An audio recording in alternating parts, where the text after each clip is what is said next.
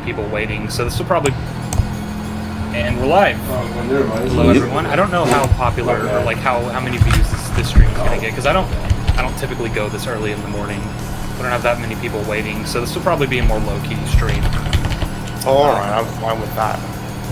Yeah, it's alright. I mean, most people will probably just listen to this on the, like, after the fact, like, after it's already over. And that's fine. Do people do that, or do they prefer to, like, watch it mid-stream? So, JJ Plagiarisms, what issue my streams typically does he have with Andor? Because Andor... typically get, like, a concurrent 1 second. average of maybe 200 or so viewers. Because Andor is one of the most compelling and brilliant series that has ever come from Disney. It proves that Disney is not just a company. They've actually done something really interesting there. But JJ Plagiarisms is like, oh well, it's this and it's that and it's not even all that, and it's like, how could you hate a show like that? Are you serious? It literally is an evolution of the ideological concepts tackled in the original trilogy, done to near perfection, with impeccable storytelling, with precision, and acting that was literally award-winning. Some of the best acting on cinematic television. The level of storytelling of Andor is just so unprecedented. And to hear JJ Plagiarisms say all this is just ridiculous. I mean, you sound goofy. You sound ridiculous. You get clowned for these kinds of bad criticisms. You get clowned for that. You get clowned for that. Come on. You get clowned for that kind of shit. Like, the kind of criticisms that he puts up for Andor in this video is ridiculous. It is so just ridiculous. And then I don't even see how Trump, because you use Trump, and I'm like, I fail to see the correlation there. Like, I'm just being real. I don't even see the correlation with that. So, you know, it's just a lot of stuff. I'm sorry about that sound on my PlayStation, but still. 200, 300. I just bought the Battlefront collection. But, like, yeah, I do get a lot of people who watch it after the fact and comment on it. So that'll probably be the bulk of this one's audience. Right now we only have 15 people watching. It's not typically what like the numbers that I would expect. But we are gathered here because, well, first of all, introduce yourself. This is JJ Plagiarism. Has a YouTube channel. Yes, and I rip people off and get paid for it. That's why I'm a plagiarist. He's a Funko Pop also, which I think is neat. Yes. Yes. Yes, indeed. Oh, no. So, do you think we should get straight into the debate, or do you think there's a little bit of setup we should do? There's a bit of setup that I wanted to do. Like, first of all, why this stream particularly is happening, because, like, I have wanted to talk about Andor at some length on my channel for some time and just haven't gotten around to it. Like, I made my 15-minute little, like, broad strokes review, which I understand you watched. You weren't very happy with. Yeah, I wasn't happy with it. I guess my least favorite thing that you said was, people who say that this is boring probably think that Kenobi is, like, really good, and Well, I think Kenobi is really good. He doesn't like Kenobi. And I say, no, I hated Kenobi far more than I hated Andor. Right, yeah, base. I did clarify base? a couple of weeks ago. Okay. Put this together. That was really just me throwing shots at Star Wars theory, which I don't know what your opinions are on that guy, but I can't stand him. Like that guy Star Wars Theory is the shit. His content is incredible. Why are you getting on Star Wars Theory? Come on. He's literally a Star Wars YouTube legend. Yeah. What are you talking about, bro? Theory, because of his high following. Oh, wow. Is the biggest following group. Oh, please. He doesn't group Filoni that hard. He understands the criticism of Filoni. On my Discord, he also represents Star Wars theories, like talking about the expanded universe, even though he's not that well read on it, like entrenched in it. Okay. He talks about it because it's part of that misconception that, like, Filoni's trying to save the EU or preserve it or something. Well, I wouldn't go there. Yeah, he wants to use its stories. I've never liked his coverage of EU material, because he very clearly like hasn't actually read it typically, and will just like look up Wikipedia synopses. That's not always true. Sometimes he actually pulls excerpts from books in his videos, and you're like, oh, so you did actually at least read this page. So that's good. I think that what apparently happened is that like Star Wars Theory has read some stuff, but not everything. And when I say some stuff, I really do mean some. Like maybe the Darth Plagueis novel, maybe the Revenge of the Sith novelization, mostly like the prequel, the very famous prequel novels, but nothing else. Yeah, I would bet he's probably at least read Heir to the Empire. In the same sense that I would say the same about Dave Filoni. Like I don't think Dave Filoni read very much of the EU, but he probably at least read Heir to the Empire when he was like, I don't know, 12, and really liked it, because you can tell he likes to reference it in the Clone Wars here and there. Oh yeah. And that's like the only thing from the EU that he's probably actually like ever read. Right. So. Yeah. Should this lead into Andor or something? Yeah. So anyway, what I was getting at is, so JJ Plagiarisms. So you were ready to clown yourself? That's that fast. I'm sorry, because his criticisms are really bad, dude. That's why I'm saying that. Star Wars. He's so ready. He's ready to just. Oh my goodness. To put it mildly. You're getting on Andor. Why? It is. If Disney does, here's the thing. Here's the thing you gotta understand. Percent bad overall. Yes. Yes, that would be. Here's what you gotta understand. When you criticize Disney, you gotta understand that when they do a good job, you have to acknowledge that they're doing a good job. When you criticize Disney, it's harder to take you seriously if you don't acknowledge when they do good things. Not just when they do things that you don't like, or they do like things that suck, but also when they make things of quality. You have to acknowledge all of that. You understand? So that's just something that they just don't get, you know? They essentially like I can't even. Maybe the last thing that was like Jedi Survivor. I've almost gotten the impression that maybe the only reason why the video games and the video games alone have the potential to be good is because maybe Disney doesn't really care that much about video games. And this can actually be backed up by the fact that like the reason why they gave the rights to EA in the first place back in, was it 2013? Yeah. Was because they didn't actually care about video games. It was just like, oh, we'll just get EA to do it, or whoever gives us the most money for the license. I can understand that, but what about Andor? You gotta stay on topic, you know? Like, you have these issues with that show, and it kind of blows my mind when it innovated so much Battlefield and stuff in the Star Wars universe. Very limited stuff. Very innovative for the Star Wars universe. Evolution of the ideological concepts tackled in the original trilogy. And yet somehow there's apparently a problem like, you with know them. about Project Ragtag. And when Disney, see, the thing about it is, and they even cancelled like what, the thing about it, when Disney does something right, you got to acknowledge when they actually get something right. You can't only just acknowledge when they get something wrong, because then when you're talking about what Disney's doing wrong, it has a lot more weight when you are not just speaking only just against Disney. No. You got to speak on the behalf of what they did right as well. The Respawn FPS game that everyone was interested in. Yeah, they like announced that a couple of weeks ago. Yeah, they canceled that. It was gone. Yeah, they canceled it. Just like the South Park. And it's gone. But I guess like what you're getting at is like the reason that the video games are typically able to just be anywhere between fine to actually good is because there's so little actual oversight from like the Lucasfilm executives. That's yes, and I hope it stays that way, because if they allow, if they continue to underestimate how much video games can do, like what's the right saying, if they completely underestimate video games like they are doing now, then maybe we'll still continue to get an infrequent amount of video games. But when they do come out, they will be actually come from the heart, as cheesy as it sounds.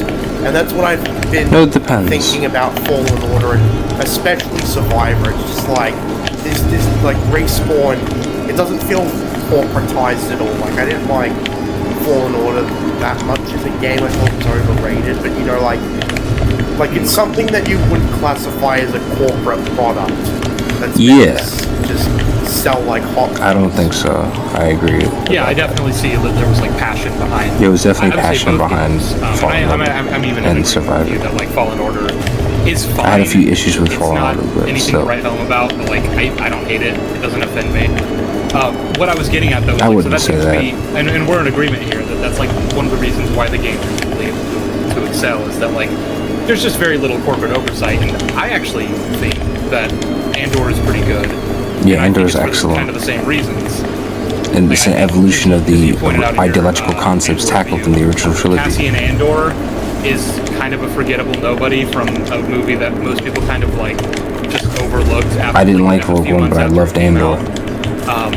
Yeah, It was a movie that was very like not character driven, and so then now we're taking this this one of the characters in a not so character driven movie, and we're giving him his own spin-off show.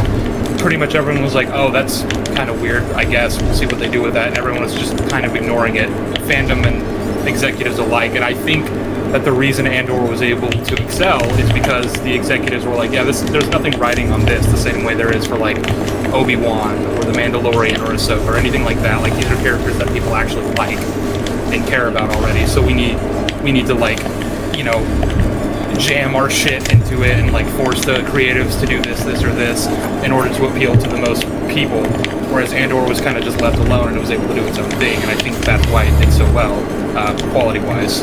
Actually, I loved What Kenobi. say about that is like, I remember when Andor was Yeah, coming I out, love had Solo. I love less Kenobi. interest in it than And do I now. think Andor's Like, when excellent. I remember I made It's a just response to, impeccable. like, Star Wars Absolutely. playing one of my So there's things in the new favorites. continuity of Disney that are actually So pretty good and boring, have a really good he sense of talks quality. about useless lore, and he always has a phony smile in all of his videos. It's completely insincere, but the point is that he was talking about Andor and he was trying to defend it with what I feel was really weak arguments. So what? I just, like, What are your laugh arguments against Andor then, if those are so quote-unquote This weak? guy, and Oh I yeah? guess when What are your arguments? Andor came out, I didn't really change my mind, but I guess I can say that I didn't really think about how the show was made. Like, was saying that it had very little oversight, but something I don't quite. Oh yeah? What are your arguments against Andor? What are the arguments that you have? Why don't you present, because you're claiming that certain arguments are quote-unquote weak, quote-unquote. Oh really? So what are your arguments against Andor? Let's see what you've got going on. What are your arguments against such impeccable storytelling? Quite understand is why it had so little oversight if it was like based on like the only near universally white movie in the Disney era, and also the fact that like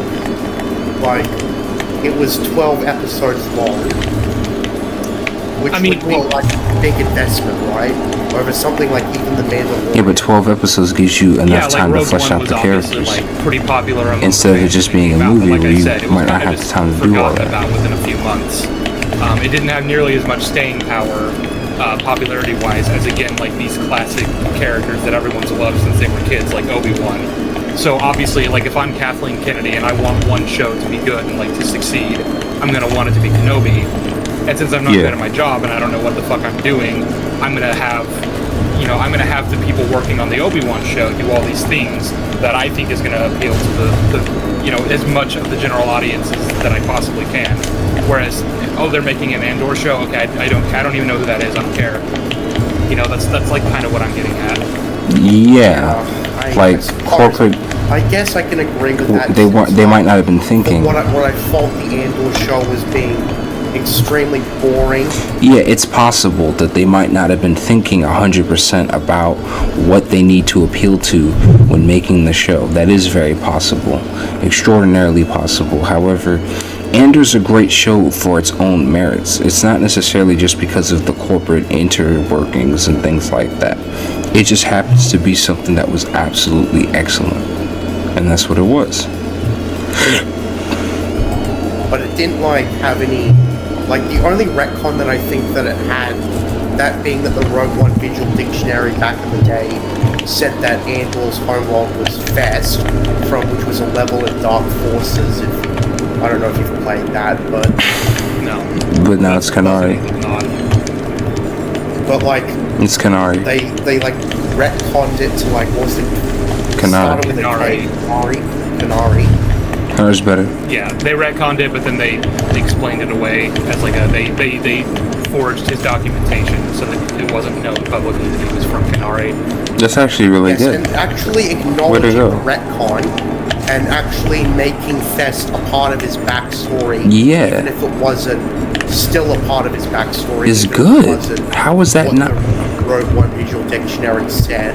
Like that's Actually good storytelling. I mean, you have to admit that. How is that not good storytelling? You're getting on Andor and it has this level of storytelling, where it even implemented an aspect of its retcon into the interworkings of the plot itself. That's excellent and impeccable storytelling. actually something I am extremely forgiving towards. I guess since like the Fest retcon isn't consequential to the story of Star Wars anyways. Like Andor could have been from anywhere, honestly.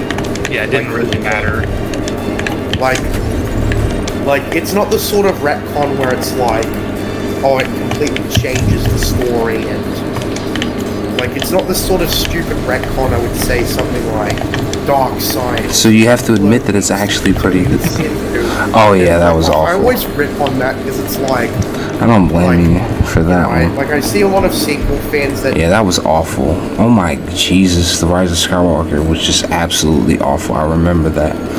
It was really bad, and not only was it really bad, but it was like a parody of what Star Wars is. It was like a parody. It's like they weren't even trying to take it seriously. They weren't even trying with those movies. It was just ridiculous. Like at that point. like say The Rise of why do Skywalker. people say that the sequels aren't canon, and it says, and my response to that is like lines like that, which say stuff like that is blatantly incorrect. And it retcon, and like if I'm gonna choose whether Attack of the Clones or The Rise of Skywalker, which one overwrites the other, I'd say Attack of the Clones, because obviously. Well, so I don't want to deviate into any kind of tangents, but like a defense I would actually mount for The Rise of Skywalker, which is something you'll rarely ever hear come out of my mouth, is I just always assumed that he was listing off different alternatives, like he wasn't saying, like, and this is something that I think most people like misinterpret that line to mean, but like I don't think he was saying the dark science and cloning or like the secrets that only the Sith knew. I think he was just listing them off. But why would you Not say really like it makes it any better, because like it's still just a very lazy attempt at going, hey, there might be, reasons Palpatine was able to come back. We're just not going to actually explain it. I remember when I read Dark Empire, which was so much fucking better. It's just like I made like one of my videos on my channel is literally called Dark Empire Destroys the Rise of Skywalker, and I just go to town on the Rise of Skywalker 4, and by extension The Last Jedi, because there's actually something that you can compare The Last Jedi to Dark Empire, and that's the fact that like Luke pretended to come with his, like, in context, like he was actually projecting himself in Dark Empire, but he was actually doing it for like a reason that makes you go ah ha ha, instead of groaning like he did in The Last Jedi, for example. I'd have to, I explain it in all the context of the video. The point is that like, I don't know, what it seems like there's always a better counterpart to everything Disney has made almost. Yeah, I that's agree with that. But to get back to no, that's bullshit. Because there's things that Disney has made that are absolutely phenomenal. Now, yes, Disney's done some really stupid shit with the Star Wars universe, and I'll admit that. But you also have to admit the things that they did right. Solo was pretty good. I love Kenobi, and Andor was absolutely excellent. Now, I know people hate Kenobi and stuff, but I think Kenobi was fucking goddamn phenomenal. So don't give me that bullshit with, oh well, Everything Disney did is just shit. Actually, Disney's done some good shit. Period.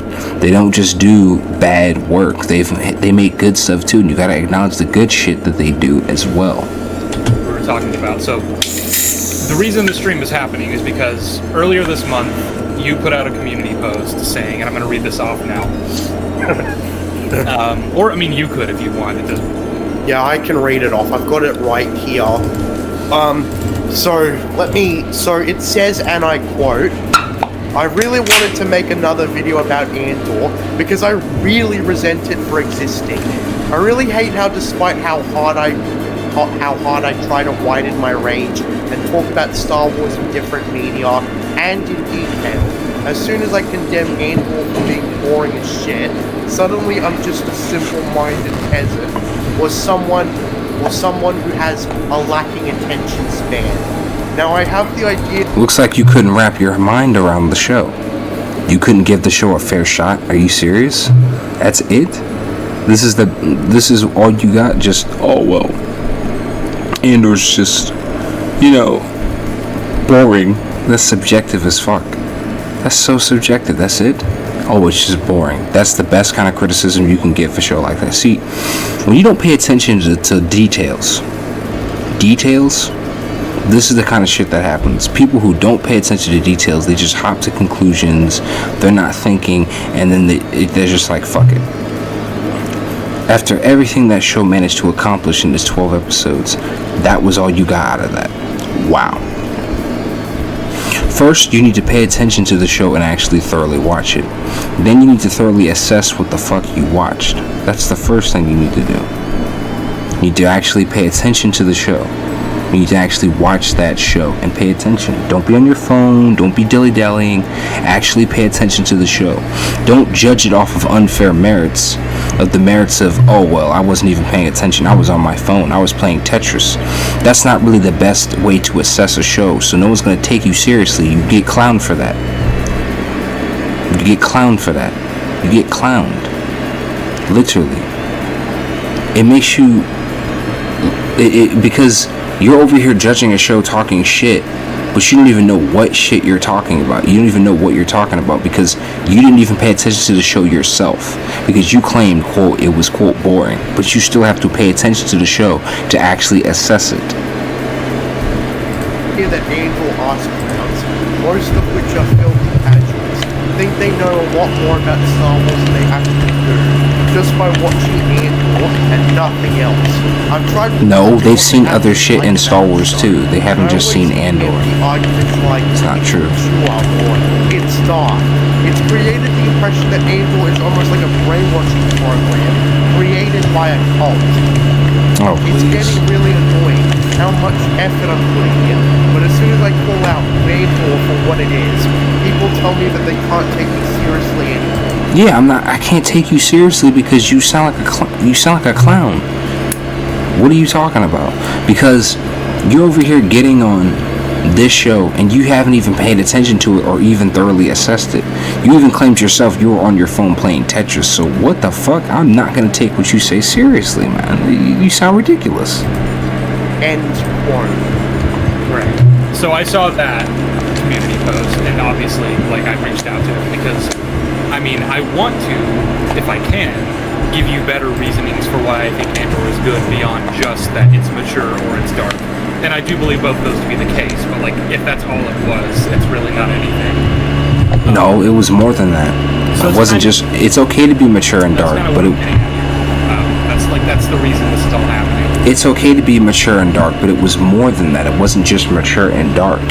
It had profound storytelling.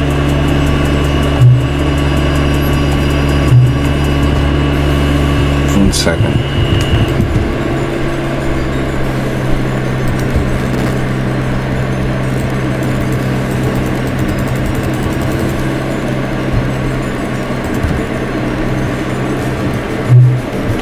It had some really profound storytelling. It wasn't just what you're saying. Come on.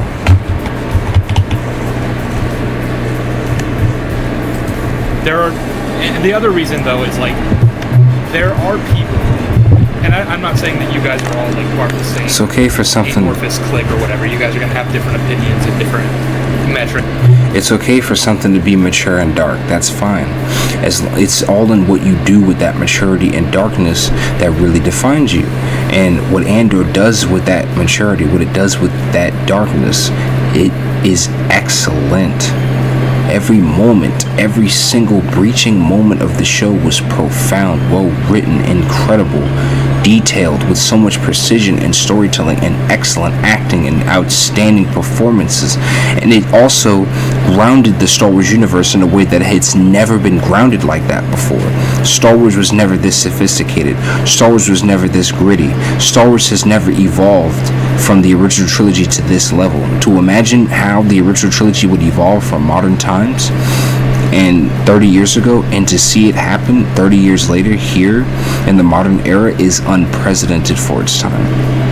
Bricks and everything like that, but there are a lot of people I've noticed in the Disney Star Wars criticism crowd who, you know, hate on obviously all the bad stuff that I also hate on, but then also they direct their ire toward Andor, and I don't think that's fair because I think that's crazy. It's good, and I said this exactly. when I it is good. out.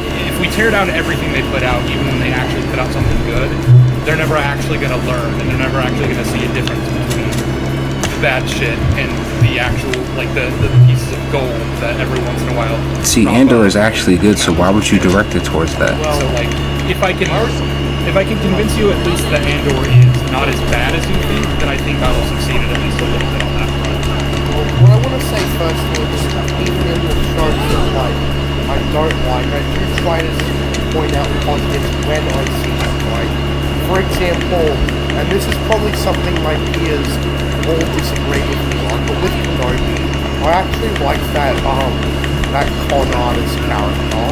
I guess it was mostly just Oh, my controller. myself, Oh. because I've written people off and get paid for it. On the real, I do actually like his character. I thought he was humorous, and well, I guess I wish he was a one-off character for that. One-off character.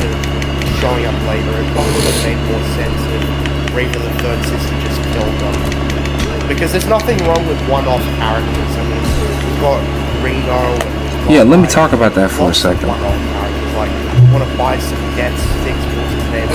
Now, people claim that Reva's character was a problem because she takes up more of the story than Kenobi does. But her story doesn't get fleshed out until episode 5. So that's 5 episodes of diving into Kenobi's character and diving into young Leia's character and even a little bit of Senator Organa a little bit. Then you get to Reva. So that wasn't even accurate. So when people say that about Kenobi, I'm like, what the fuck? I saw Kenobi. I don't know what people are talking about there. I loved every second of Kenobi. I thought it was excellent. One of my favorite scenes is when he's watching over Luke from the distance, kind of like in A New Hope, except this is before. When he watches over, he also is the reason that Luke Skywalker has that device that he floats around with in A New Hope. That was Obi-Wan who got that for him. That is good storytelling. That's why I love Kenobi. Andor has excellent storytelling.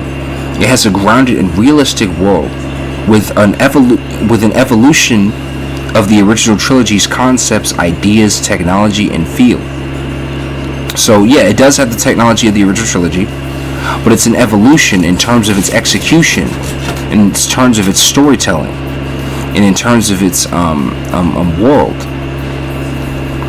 There are some realistic and down-to-earth moments in Andor that make you go, holy fucking shit, that was so real. And that was such a real moment in the Star Wars universe. I never thought I'd ever see a real moment like that in Star Wars. But then it's something interesting. There's even a bit of charm and wit to Andor. Like when it comes down to Andor's character, and when it comes down to certain scenes of slight humor, and when it comes down to certain elements of the story. So there's just more elements of Andor than what J.J. Plagiarisms is stating, because he's so limited in his explanation of what he's even trying to say is wrong with the show in the first place. And, like his nickname is like Sabagano. Sabagano, and like he's also got a nickname, Sleep Dagon on him. like just like characters with one-off lines that like Star Wars is filled with those kinds of characters. And I think it could have been in line to be like one of the best one-off characters in a Star Wars show, if that makes sense. And everyone, I don't know, like I liked him, but all of my peers who hated Kenobi didn't like him. I guess another thing I liked about Kenobi was unironically the close to the cameo, which everyone seems to like as far as I've seen. Yeah, that was a great cameo. I'm kind of known as the Kenobi hater, and I have issues with the organization. That's me. I guess I agree. But I'm not a Kenobi hater, though. I love that show. I guess that's where the positives end. But it's not just Andor. Yeah. No, But, it's fair. you know, we gotta talk about Andor. You know, But still, and like when I was it's all talking about important. Star Wars Rebels is another example. I tried pointing out stuff that I liked when it came up, and I guess Andor the Pirate was one of the most consistently enjoyable things about it. It's like, while I do kind of agree with the amount of screen time it got, since comic relief characters can overstay their welcome if they're used too much. I just wish that the other characters were more compelling, so because I don't actually have a problem. What are you talking about? The writing was... What? But the problem is What are you that talking the about? other characters What don't are you really talking show about? that. The writing was subtle. There's a lot of subtle moments in Andor where it gives you a dive into the character subtly and shows you just who the character actually is. So what are you talking about? And, you know, characters are the most important things about a story. Of course, yeah. So, but to get back to it, like, the baseline here is, like, you do try to, when you can, be as fair as possible to the shows. Yeah, right. Yeah, right. So I think... That's not being fair to the show, bro. I'm not saying you did this in any kind of, like, bad faith, but I don't think you were entirely fair to Andor. I agree with that. You know, That's true. Again, No, like you said, weren't. Took notes on a lot of your arguments in your Andor review, so I'm going to kind of just try to bring them up. And Yeah, well, I will admit that, like, Andor, since I found it so boring, was not a very, very easy show to talk about because, well, like, when I, like, I'm not exaggerating when I said that it was probably one of the most boring things I've ever seen in my life when I watched it. And it's like, how do you critique something like watching paint drying? Like, if you had to describe why... What? it's boring, like, how do you describe why watching paint dry is boring? That's I don't fucking know, dumb. it's really all the same. Oh my god, no. JJ Plagiarism, you just don't know how to describe why it's boring. Because you're wrong. That's why. The reason why you don't know how to describe why it's boring is because you're wrong. You're just taking some kind of subjective statement and they're just rolling with it. And that's it. It's really stupid and ignorant.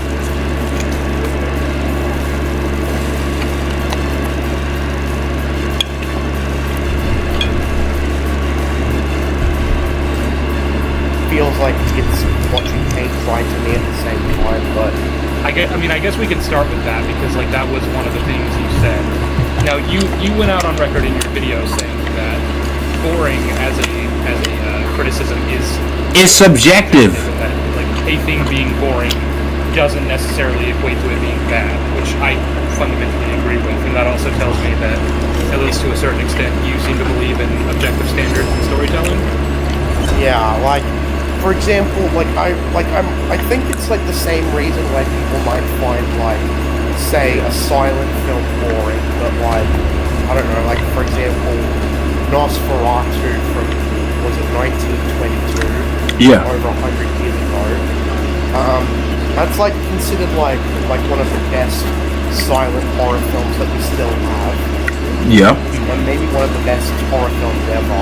Yeah. The thing is that it's boring, like, not going to be around. Oh yeah, you never thought of You it. kind of have to be, like, in the right mindset to watch it, almost.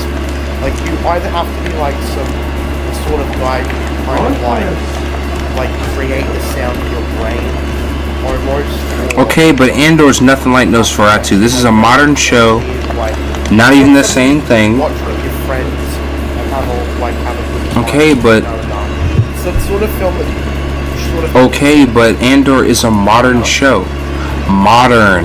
modern. It is not like Nosferatu. Nosferatu is from years ago. That is a silent movie.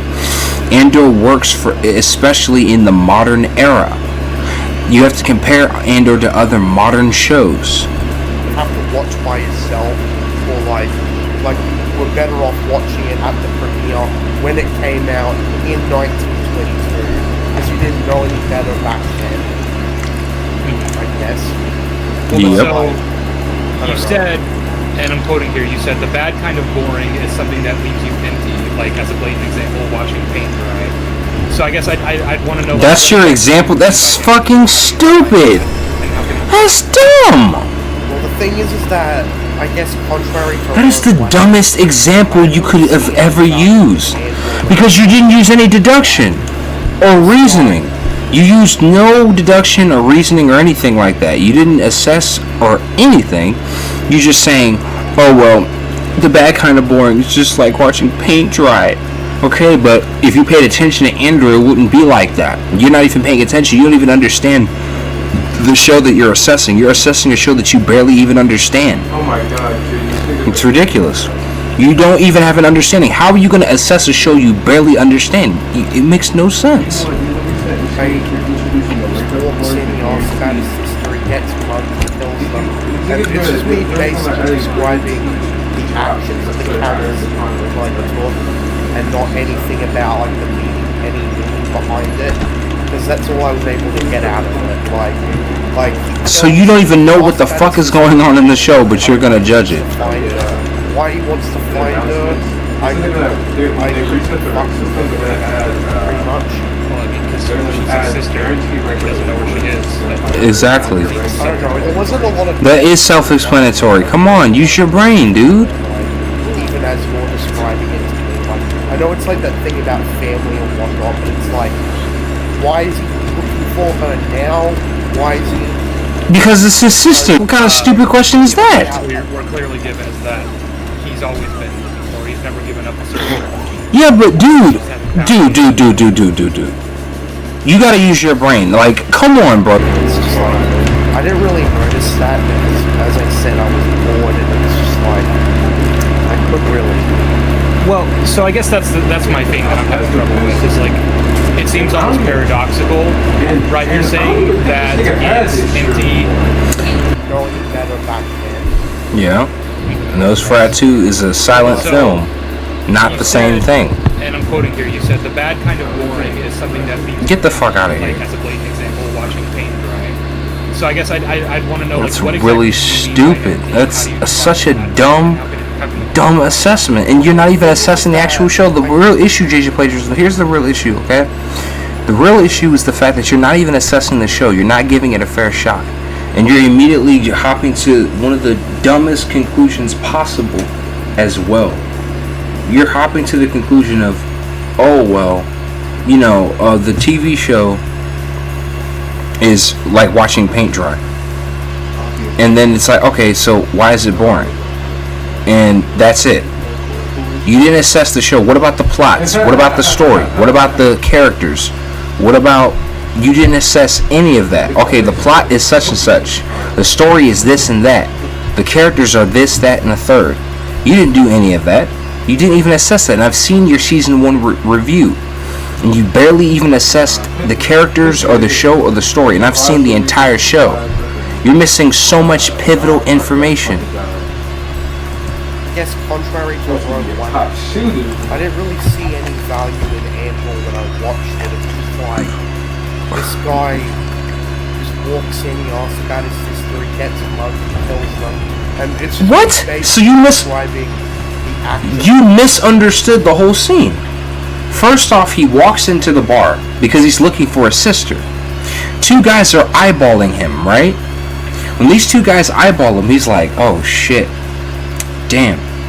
So then he eventually leaves. When he leaves, these 2 guys who were eyeballing him were Imperials. These Imperials stop him and try to mug him because they are abusing their power. It's a part of the themes and infrastructure of the show. Then these 2 people try to come after him. And it gets serious. He fights back, but he hits one of the guys a little too hard. This guy ends up dying. The other guy says that he died. Now he has to make a choice, a serious choice. Because now that one of the Imperials died, you can't just go back with the Imperials. Like the one guy was telling him, he was like, hey, let's go back, we'll tell them together. Don't worry, they'll go easy on you. Get the fuck out of here. You kill one of the Imperials. Imperials are already corrupt, so if you kill one of their own, what do you think's gonna happen? So he has to make a choice. He makes the hard choice, and he kills him. And then he runs away. What the fuck did you not understand about that scene? What in the world are you talking about? Characters, like, Hey, you saw that? not anything about like. You saw that pink eye you posted, man? It was hard. Because that's all I was able to get out of it. Like he killed. Well, that's the fucking offense. ridiculous. I'm sorry. I don't know, bro. That's all you got out of the show. That's ridiculous. I'm sorry. That's ridiculous. Oh, wow. She's his sister. Yeah, because you have basic, it's basic understanding of filmmaking. That's it. That's all you need to watch a show like that. Basic understanding of filmmaking. Just pay attention to the actual details of the cinematic storytelling. Don't just assess something because, oh well, it's just boring, and then you didn't even assess it, and you're just saying a subjective statement. It's not even objective, it's a subjective statement. Or she is. That seems I don't know. There wasn't a lot of depth to it. I don't know. I don't think there's a lot of depth to it. What? You're describing it. I just described it! There was so much depth in multiple elements of that. That's what gave the scene so much weight, because he had to make a hard choice. He was forced to make a decision he otherwise could not. He was forced to make a very hard decision. How does that not have depth when you're forced to make a hard decision? What are you talking about? Like, I know it's like that thing about family and whatnot, but it's like, why is he looking for her now? Why is he... Because it's his sister. That's a dumbass question. That's a dumb question. My bad. That's a... Sorry, I don't want to use that word. I'm going to cut that. That's a dumb question. That's a very dumb question. He's looking for his sister because that's his sister. He's going to look for her, dude. Hey, genius.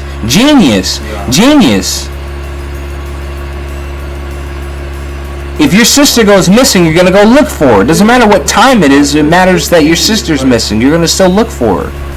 that he's always been looking for. He's never given up a search. Just haven't found her yet. You're good. Well, I guess the thing is like, it's just like, I didn't really notice that because, as I said, I was bored and it was just like, I couldn't really. Well, so I guess that's my thing that I'm having trouble with, is like, it seems almost paradoxical, right? You're saying that it's empty and therefore bad, like the bad kind of boring, because, you know, you just don't really you don't know exactly. You don't understand the show. You don't even understand it. You're judging a show and you're judging a show on a surface level and you don't even understand it. Happening on screen, and you know you're just too bored to like look at it any deeper than that. And I guess I'd want to know, like, how can you say that it's empty if you aren't paying full attention to it? Like, and I don't mean that like in any way against you. I just want to know, like, because you said this multiple times. I mean, I tried to assess the first episode, or at least the first couple of minutes. Like, I don't know. Like if you've seen, like, since you've seen my review, you probably also noticed how I spoke about like how like it wasn't a very shit, that's what the scene thing is. I always hear that thing about Andor being moral gray, and I always thought of it as like an excuse to like not have any straightforwardness in it at all. Like, the thing is like, I was thinking like with that mugging scene, like, and what I would have done to probably improve it and make it something you can get behind is like, what if like those two guys that were like giving Andor some shit trying to mug him were like those subway guys in Joker, were just absolute scumbags. Those are two different movies. Those are two different creative mediums. Okay, listen. The scene with the Joker was an excellent scene. Okay, I'm not gonna lie there. But it didn't have to be executed in that way for it to work on a fundamental level. Like, there were like in Joker, like those subway guys, they were just shown as some wealthy Wall Street guys who harassed a woman, and then when Arthur starts uncontrollably laughing because of his condition, like the subway guys surround him uncomfortably, and they ask him, and they're just such dicks to him, and like when he tries to say he has a condition, they just grab him and I think I've watched that scene on YouTube like a million times, like just picking up all the details, all the subtle details of that scene, and it's just like the fact, like the things that they say about how like show you like despite their limited screen time, what those subway guys were like. They were just absolute scum. Like they pretty much deserved everything that happened to them in that scene, or at least like as far as we know, because I guess Arthur was an unreliable narrator, and he could have just hallucinated all of that, or like the subway guys were just normal guys, but he killed them because he thought they were awful. I don't know. Like it's subjective, but like on that front, but it's just like I don't know. When it comes to the guys in Andor, it's like I always thought that why the hell did you make them get my like those guys? Because I think it would have been like What? But they were! They tried to mug an innocent person. Andor didn't do anything. And they just tried to mug him. How bad do you want them to be? I don't know, bro. like I don't know. How would you not satisfy The whole them? thing was based on Pretty bad. like a guy like Andor getting into trouble because I don't know, he did something good, but since he killed people, technically he was breaking the law and he had to flee. So you're talking about Andor here? Because I don't know that the show is painting what he did as good.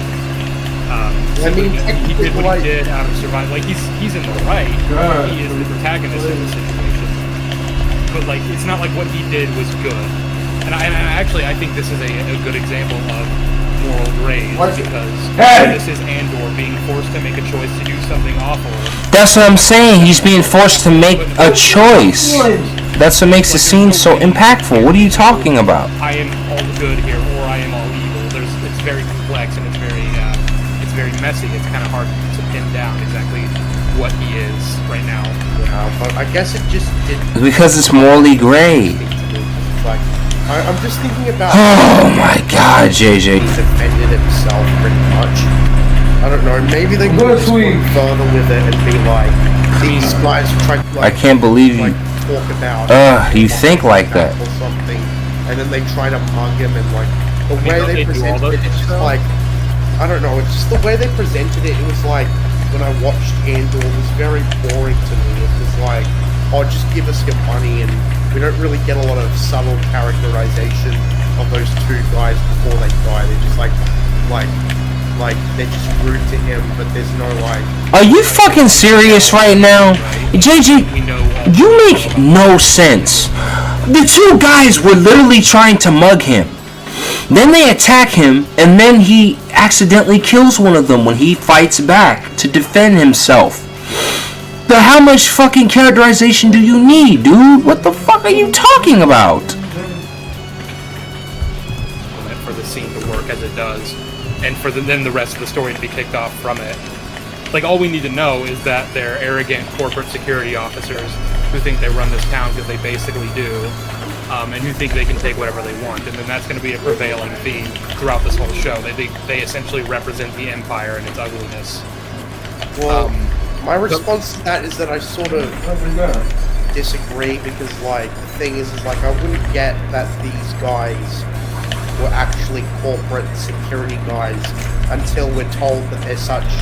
Until we're told later in the show when they're like investigating their deaths, because when I watched the show, these guys could have been anybody. They could have just been dickheads going out for a beer, gambling. Actually, like, no. Earlier though, in the scene where he's talking to the lady and he's looking for his sister, he says you should help them first, because they get upset that she goes to him addressing them.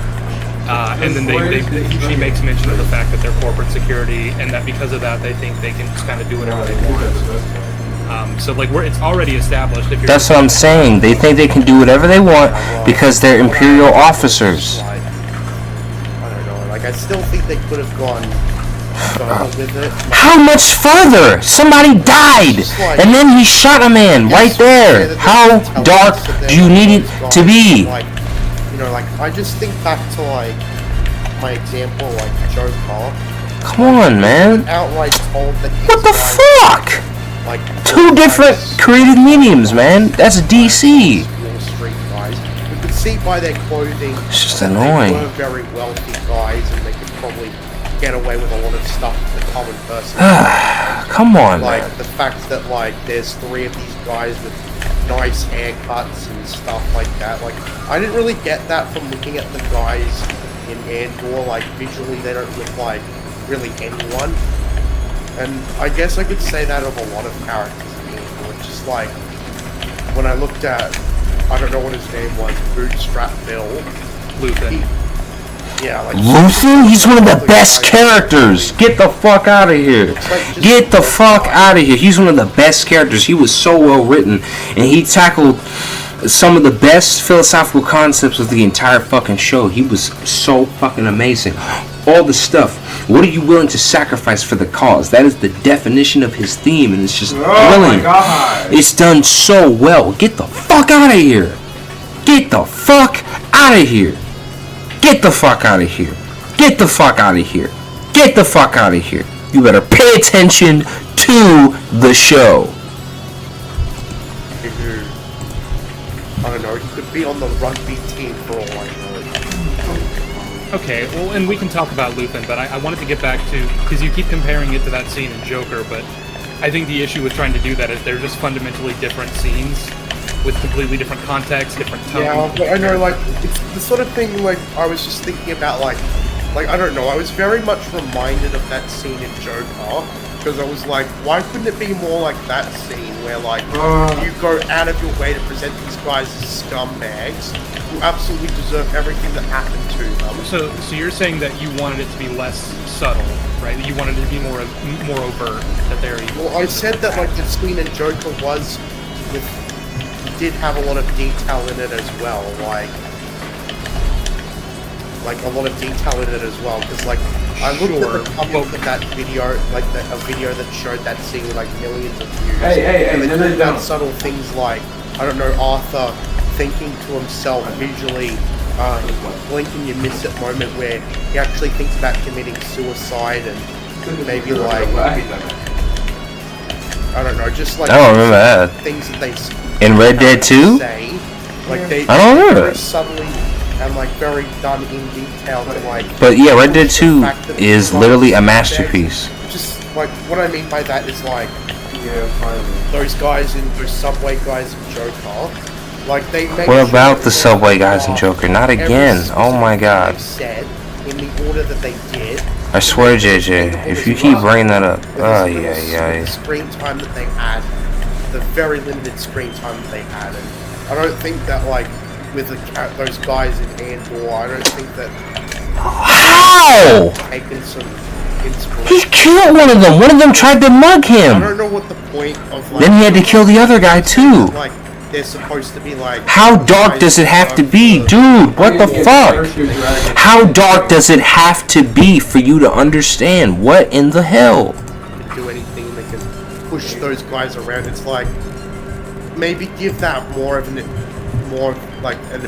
impression of that. That how is that not an impression? They're throwing around their weight when trying to take the money from Andor by saying basically like we can make your life a living hell if you don't cooperate with us. Yeah, like we can have your ship impounded, we can have you arrested, or we can just straight up kill you if you don't cooperate fully. Like I think that more than conveys that. I mean I don't know what you'd say to that, but well, the way you're describing it, it's like it is so fucking good, bro. It's amazing. Say stuff like that the way The you're big saying blue it, beam that might with have like actually a been Kamehameha. but they did. Andor is so just fundamentally brilliant. The actual like The main thing they surface got level nerfed, dialogue, right? and there's obviously like subtext. The fact that we have this level of quality in the Star Wars universe right now is fucking unbelievable, bro. And I'm paraphrasing. It's like one of those moments when you first heard about Disney buying Star Wars, realizing, oh, you're able to Let's see your wallet, and he says I have this. get it from all these different directors and stuff. Just enough to Well, cover Andor is the plus pinnacle of upwards. that. It makes you realize that They're yeah, being look at all very the different quiet. directors that you can get Give me your money or you're dead. for Star But Wars. they're using their authority as Just because Disney bought it. officers to basically Andor is the pinnacle of that. Andor is the greatest gift Disney has ever given the Star Wars universe. I guess my response to that is It's actually something good in Star Wars. It's crazy. And it's dark, gritty, realistic, relatable, and like the way it has a bit of a charm to it. And it's an evolution. With the level of sophistication and depth, it is an evolution. With a level of sophistication and depth, it is an evolution of the philosophical concepts tackled in the original trilogy. I think I don't know if I said it in my Andor review, but in my joke Donald Trump review, I was like, I had Trump saying, oh, the actors must have fucking hated themselves for agreeing that's to because be you in said the show. no, it's That not. The sets must have been so goddamn boring to No be in, saying and no, it's not. the director just That's didn't a give bad two in shits. English of full I don't know, like, disgusting language. I don't know the vibe. I guess my Oh my response to God. that is that, Don't tell me. I don't know, My mouth the is emphasis in the acting pussy. wasn't enough.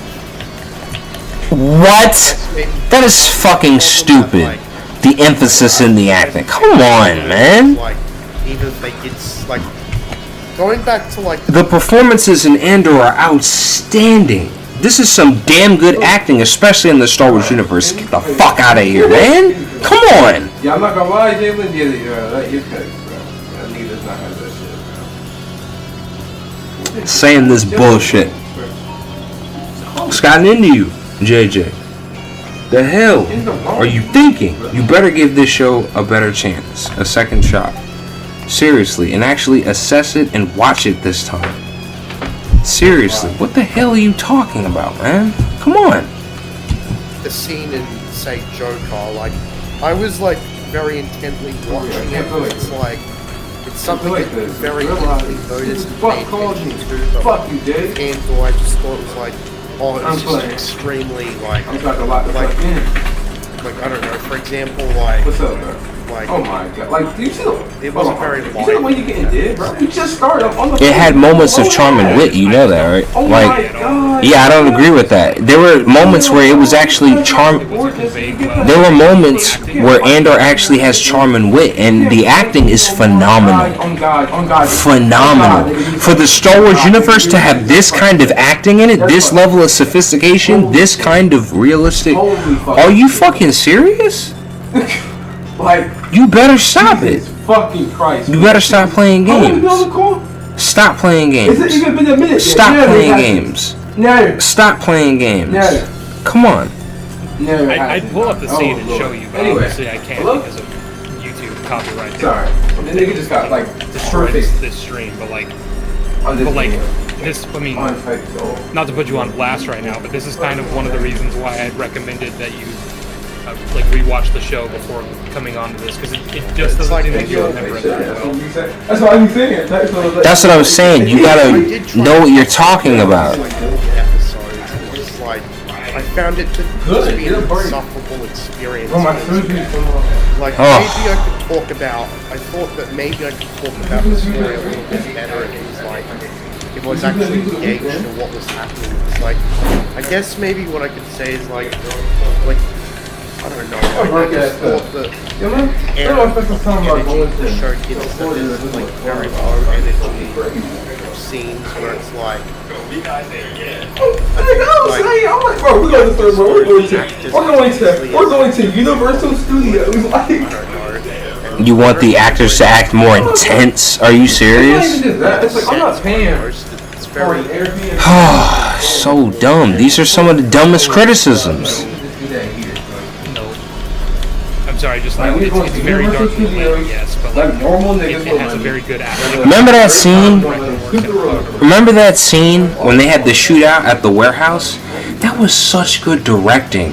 That was such good cinematography. That was such good build-up. That was such good storytelling. Literally. the way this scene, and pretty much every scene in the show, this scene particularly, I'm is shot. It gripped me immediately when I was watching this. even though I was expecting garbage because of just how rich and colorful it is in its own. Again, this isn't really my area of expertise. All I'm saying is that, on my it sets the atmosphere but the perfectly farm for song, what we're seeing in what show we're about to get, and I think it does a very good job of it. Yeah, well, I disagree with that because it just looked like. So tomorrow, I guess another thing I can say about it is it doesn't look anything like Star Wars. How does it not look like Star Wars when it looks just like the original trilogy? It has the artistic direction and aesthetic design of the original trilogy. How the fuck is that not Star Wars, bro? What the hell are you talking about? But I'm like 90% sure that's not how it works. Easy to describe. So they can But Andor, I'm like, why the hell? Is Yeah, I don't think they can stuff do like that. blue I don't noodles? think so. I thought it's Like, Because there was stuff like blue milk in the original trilogy, so that makes perfect sense. yeah, because like, like the nerds. I made So I'm pretty a sure joke I'm gonna just get put on a some. joke where it was like, oh, you just color stuff blue and call it science fiction food. That's just lazy. Okay, this is some of the dumbest criticism I've ever seen in my life.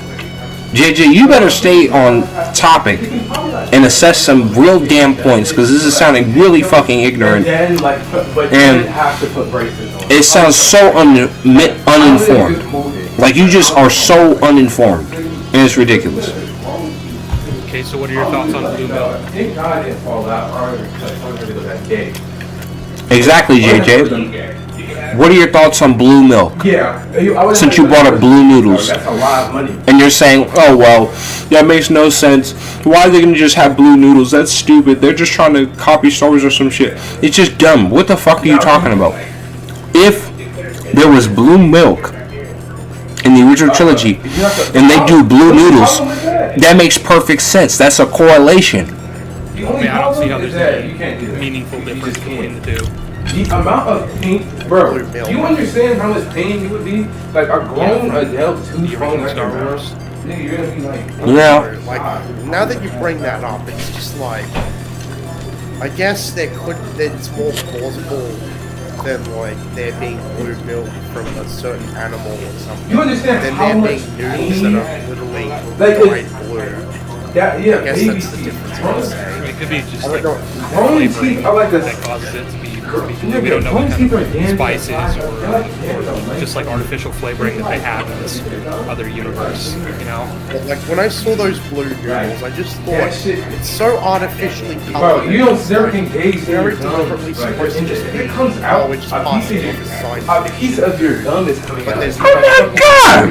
No, dumbass, there was blue milk in the original trilogy, now there's blue noodles here. To like, Blue milk in the original trilogy, now there's blue noodles here. It's a correlation to the original trilogy. Come on. And you said it didn't look like Star Wars. How? When it literally has the artistic direction of the original trilogy. Revamped for the modern era. to punch at your larger point here, I think we both have to be very careful, and I say this to everyone. I think we all need to be very careful when we kind of try to put a box around like what Star Wars should or shouldn't be, what it should or shouldn't look like, what kinds of aesthetics. It's not even just that, dude. The point is, you said it didn't look like Star Wars. That's fucking stupid. When it takes place during the original trilogy. So it's gonna look like the original trilogy. So what are you talking about? And like types of music that it should and shouldn't have, because Star Wars is kind of unique in that it's able to be extremely broad and expansive in terms of what things it can cover, different genres, different archetypes, different tones, different, you know.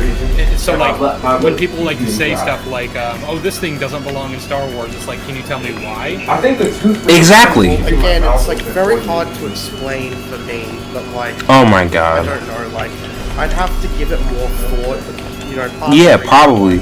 I didn't talk about Andor that long was like 40 minutes. It's like really short for a critique of mine, but I guess I just didn't like care to talk about it that much because I thought it wasn't really worth talking about. Like, I thought, you know what, it was I guess despite it being boring, it was inoffensive.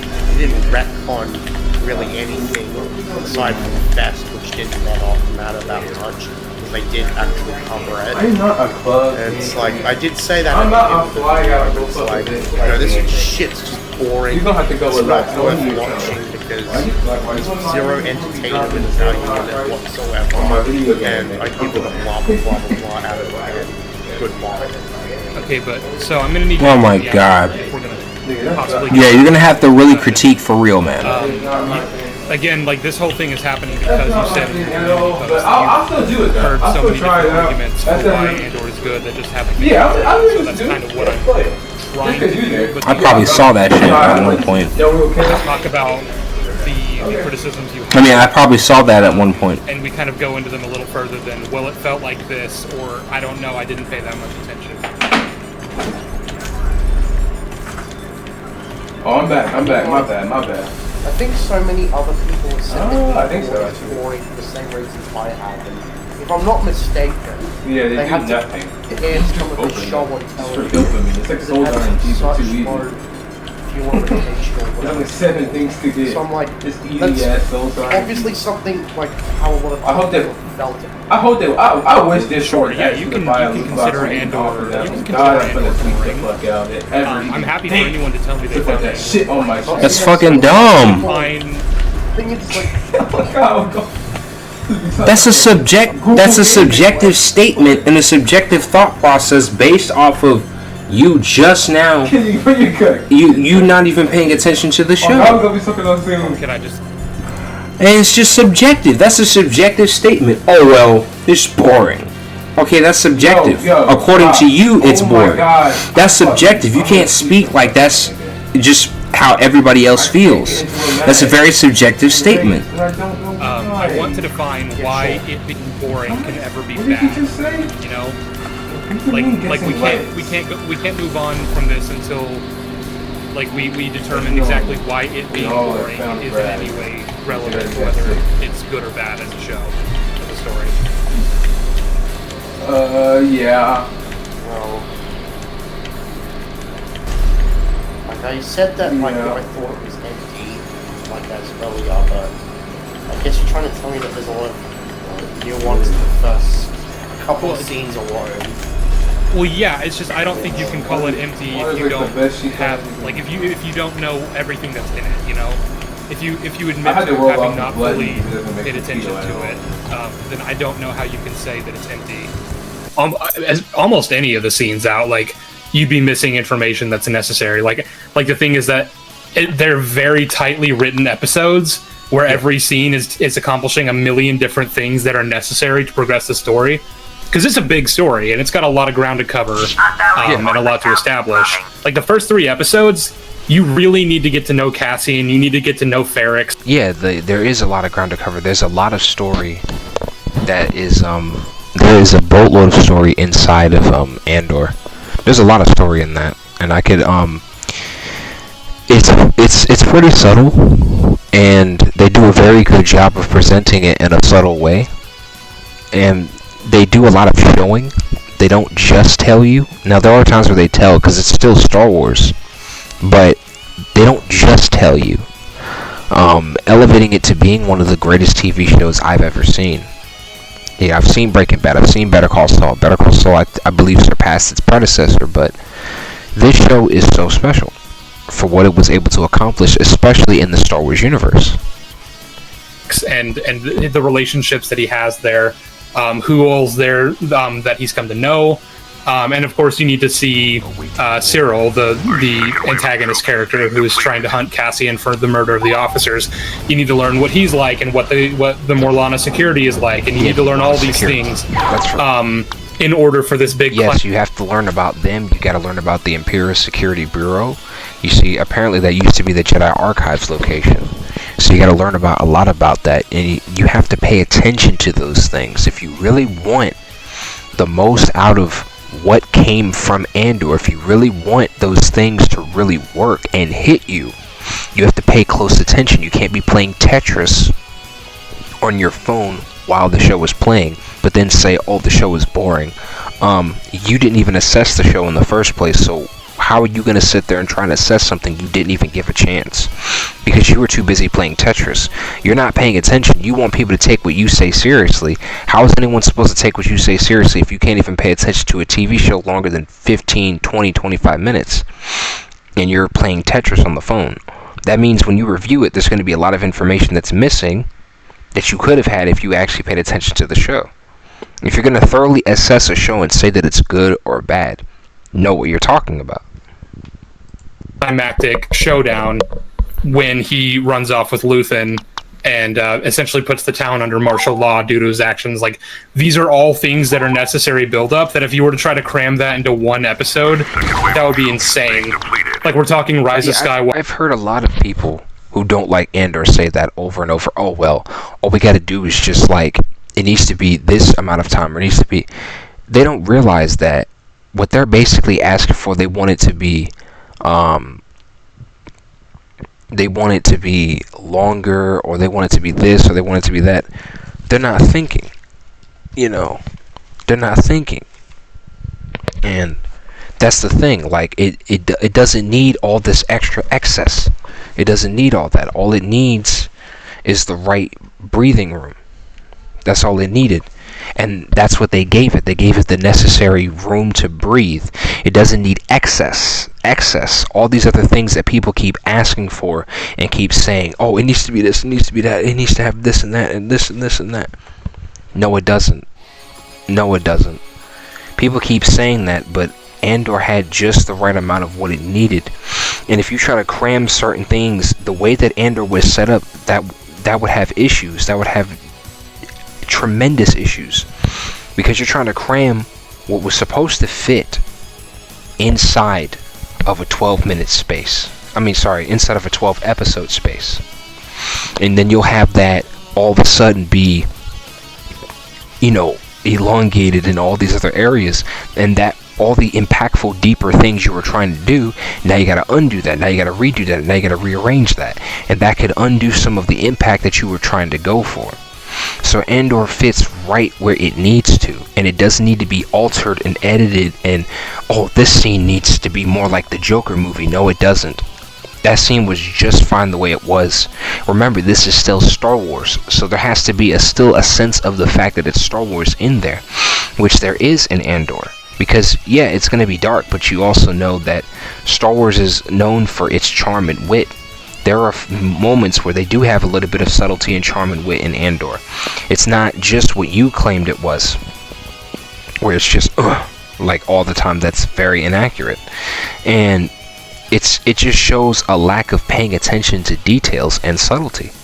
Because Andor's a show that's pretty subtle. You could miss it if you're not paying attention. You gotta pay attention to a show like that. You really do. Walker levels of breakneck pacing. I'm not quite convinced. I'm sure that you could, set up a bunch of characters in one 40 or 50-minute pilot and...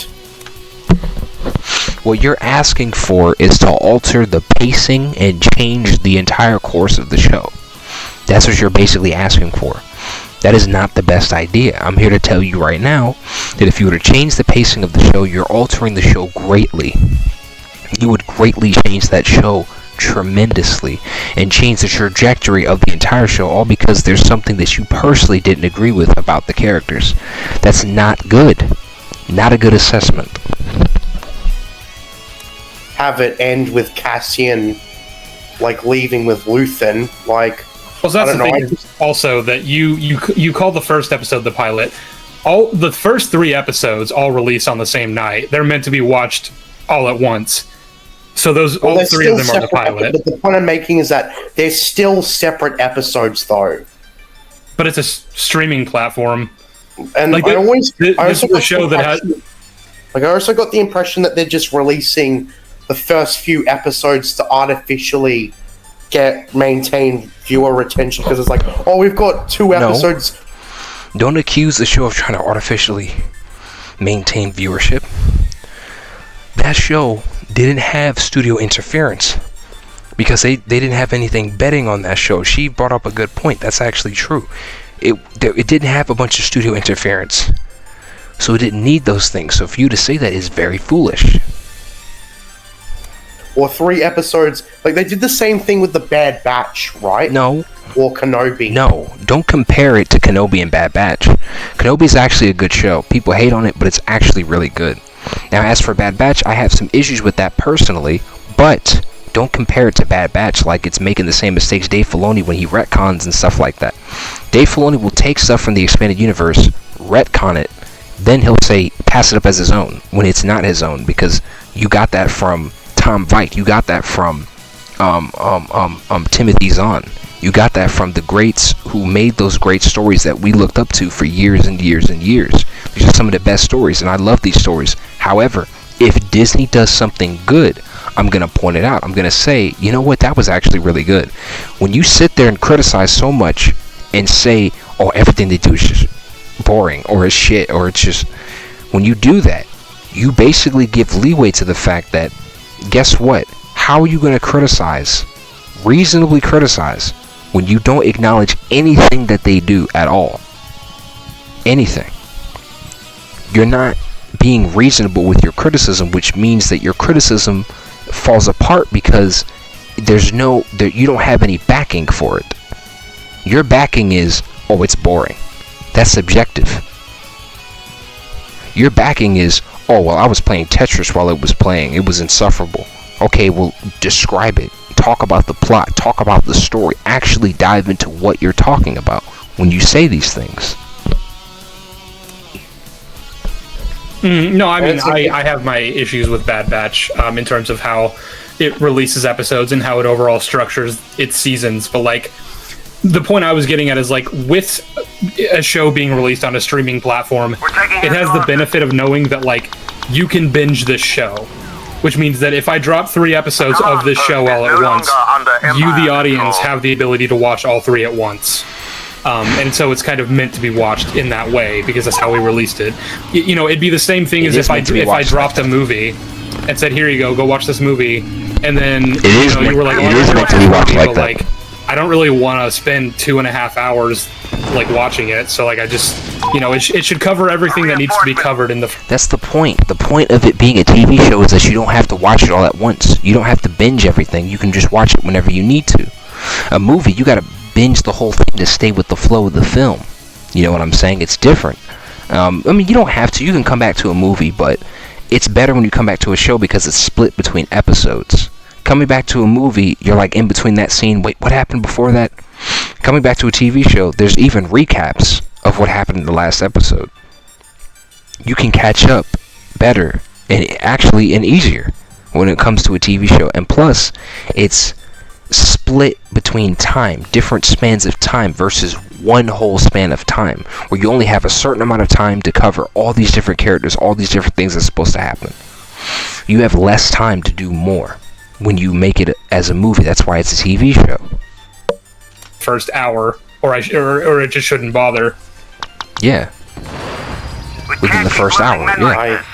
I don't know about that, because, like, with Andor... Because, like, what? I just thought that, like, what do you think would have happened if they released only the first episode in a...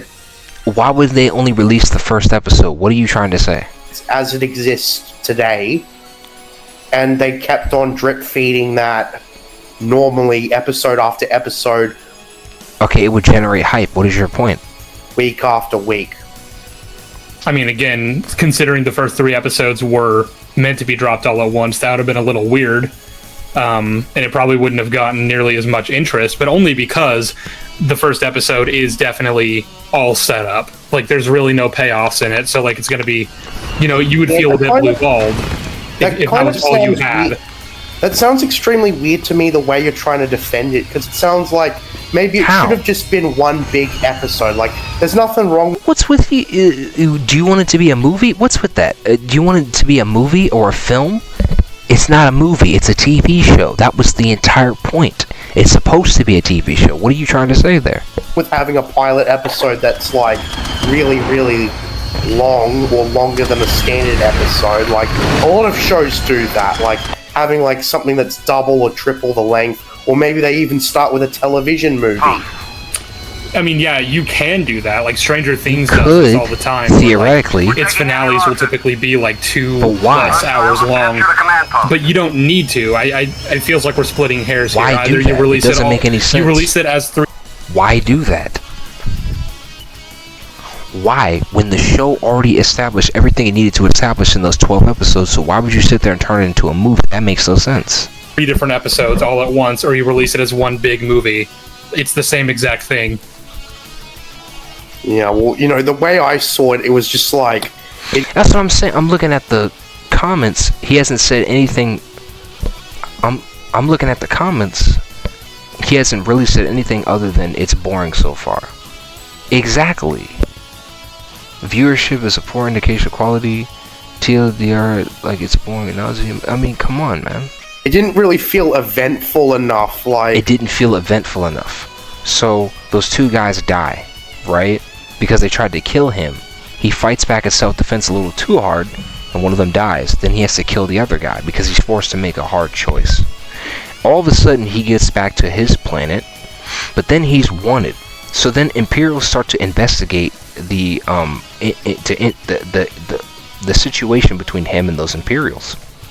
At first they try to brush it off, but this one guy is really obsessed because he cares about Imperial lives and he doesn't like that, showing the gray side of the moral spectrum of the ideological concepts tackled in the original trilogy. See, it's not, that's what I'm saying, you have to pay attention to something like this. All of a sudden, that's when Andor decides to leave. He needs that, a device that he's going to trade for money. When he gets that, he's going to get off and leave, and that's it. Eventually, he does leave. But when he does, he heads to this beach planet. Beach planet looks phenomenal. Looks kind of, it just looks really good. He goes to this planet. All of a sudden, he gets stopped by this Imperial guard. Oh, you're trying to cause trouble? It's like, no, what? No. Then he gets stopped by an Imperial droid. And he gets sent to this prison. And then it gets even deeper. Now, I could get into it, but here's the thing. All these different events, the same show that you claim was uneventful, all these different events occurred. And you missed all of that. For like a television, like for an television show that's meant to engage you episode Every after bit of it. episode and keep you to get watching. Because from what I remember, like if I just blankly like lay out the plot, it's just like he kills some guys, then he runs off and he does stuff at home, and they're in the middle of investigating it, and then it cuts to credits for the first episode. That doesn't feel like enough happened. And So what else do you want to happen? 2 people just died in that same episode that you called uneventful. So what else did you want to happen? Exactly. a single episode, if that makes sense, out of a even no sense. in a show that's 12 episodes long almost. I don't see. I mean, I don't see why. It is the first episode of a 12 episode overarching story. The first I episode felt like a only 12 needs to set episode that show up. could have more stuff happen than that in each episode almost. Like in any other show written by any other person almost, I could almost imagine a show with no filler, with 12 episodes being long. Like you could have like a show There is no about filler. So that's what I'm getting at. Is like almost every single scene in every episode of this show. There is no filler in Andor. Nice try, but that is so wrong. None of that has any filler at all. Every single aspect of the entire show literally served a purpose. Something that a lot of Star Wars fans keep complaining about. How come that scene is in there? Why is this here? That's fan service. Da da da. No fan service. No filler. Just straight up the story. Then it's realistic. Then it's dark and grounded. Then it's executed with a sense of charm and wit. Then it pays respect to the original trilogy. Then it has so many aspects that make it go beyond even other TV shows, showing a level of sophistication, depth, and realism that other TV shows could only dream of. Showing a level of depth, sophistication, and realism that you could only dream of from the original trilogy, evolving it, transforming it into something that comes into the modern era as an evolution of the original trilogy's original ideological concepts.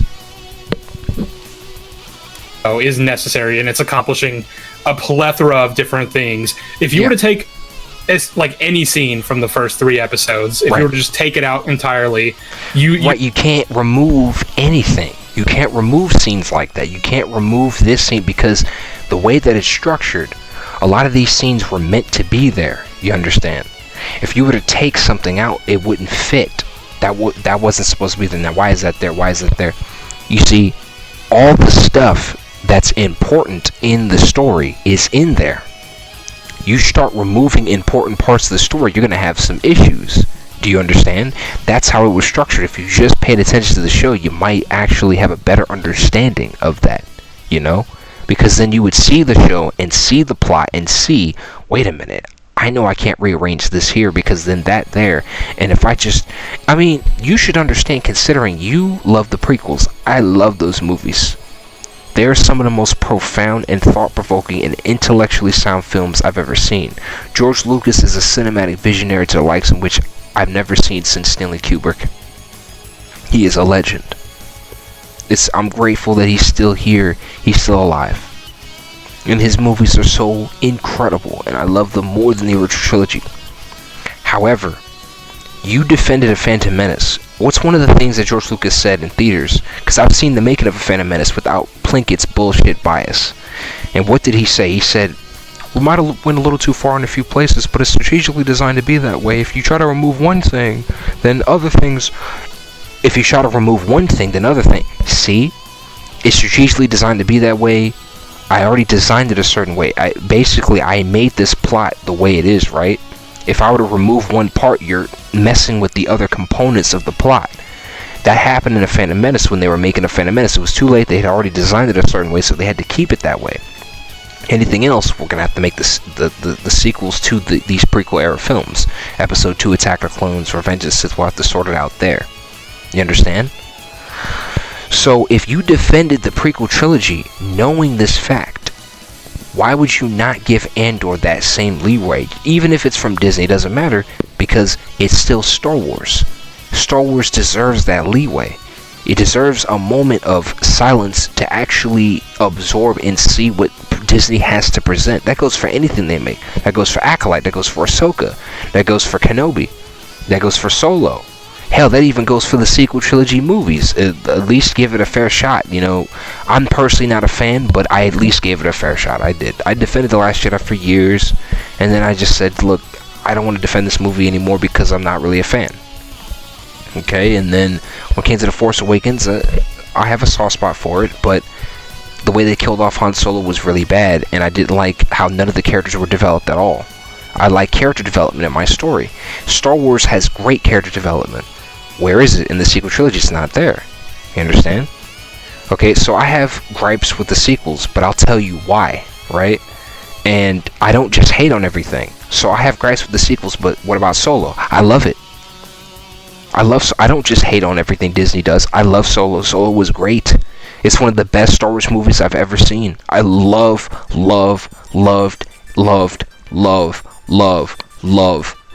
that movie. I love that movie. I remember Beckett. He's the best character in the movie. He's hilarious. He's brilliant. He's smart. He's badass. He's so fucking cool. He's the best character. He's a fucking inspiration. He's amazing. They actually got him. I know you're a diehard EU fan. You know a lot more about it than the average Joe. There's a character in the expanded universe they got him from. I don't remember his name. I know Dryden Voss, or Dryden, is actually from the EU. He was put in there. So they actually took stuff from the EU and put it in there. That's Jonathan and Lawrence Kasdan's script. That's Lawrence Kasdan and his son writing together. So there's just things that Disney has done that is actually good that we have to acknowledge as Star Wars fans. We can't... Oh, excuse me, I apologize. We can't just hate. We have to acknowledge what they get right as well. It's okay to point out what you don't like, that's fine. But also acknowledge what they do right too. Make sure your criticism is somewhat reasonable.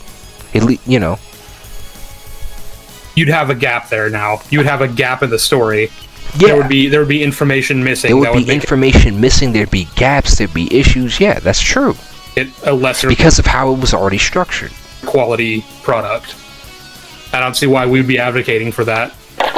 I'm not really convinced that, like, based on what I remember, because, like, I don't know, it's just like, you could say the same thing about, like... You're not convinced. What are you not convinced about? What is the issue?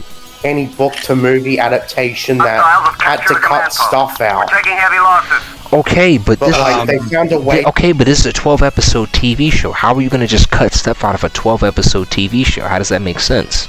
You're cutting stuff out of a 12-episode TV show. This is not a movie, JJ. You understand? This is a 12-episode TV show. Not the same. To, like, make a condense the story and abridge a lot of stuff and still make a really good movie. Losing men like this. Well, when it comes to book-to-movie adaptations, and this is obviously going to be case by case, it's typically a better idea, because obviously there are different mediums that have different story structures. When you're making a movie, it's typically a better idea to only take the information that is absolutely necessary to get across and put that into the movie. And then obviously tell the story from there and hopefully write it well. So, like, because of that, you are going to have bits of information from the book that are just not in the movie. But as long as it's not relevant to understand, like, as long as it's not relevant to make the movie a good movie, I don't see why that's an issue either. Exactly. That's a good point. I don't think Andor would have been bad if you, like, condensed, abridged, or even cut. Stop with the cutting. No. The show was 12 episodes for a reason, JJ. Because they're not thinking the way you think when you're making a movie. Fit as much in there as you can. Instead, you can spread out everything you want to fit in there because you have more time. You have to understand that. Scenes, because, like, the thing is like, I think any show could have worked if they approached it in 50 different ways and still make a critically acclaimed show that everyone reveres. And what do you mean approaching it in 50 different ways? What are you talking about? You want Andor to approach things in 50 different ways? The same franchise that people are complaining about more than ever before. And you want them to take that same franchise and approach that franchise in 50 different ways? Are you serious?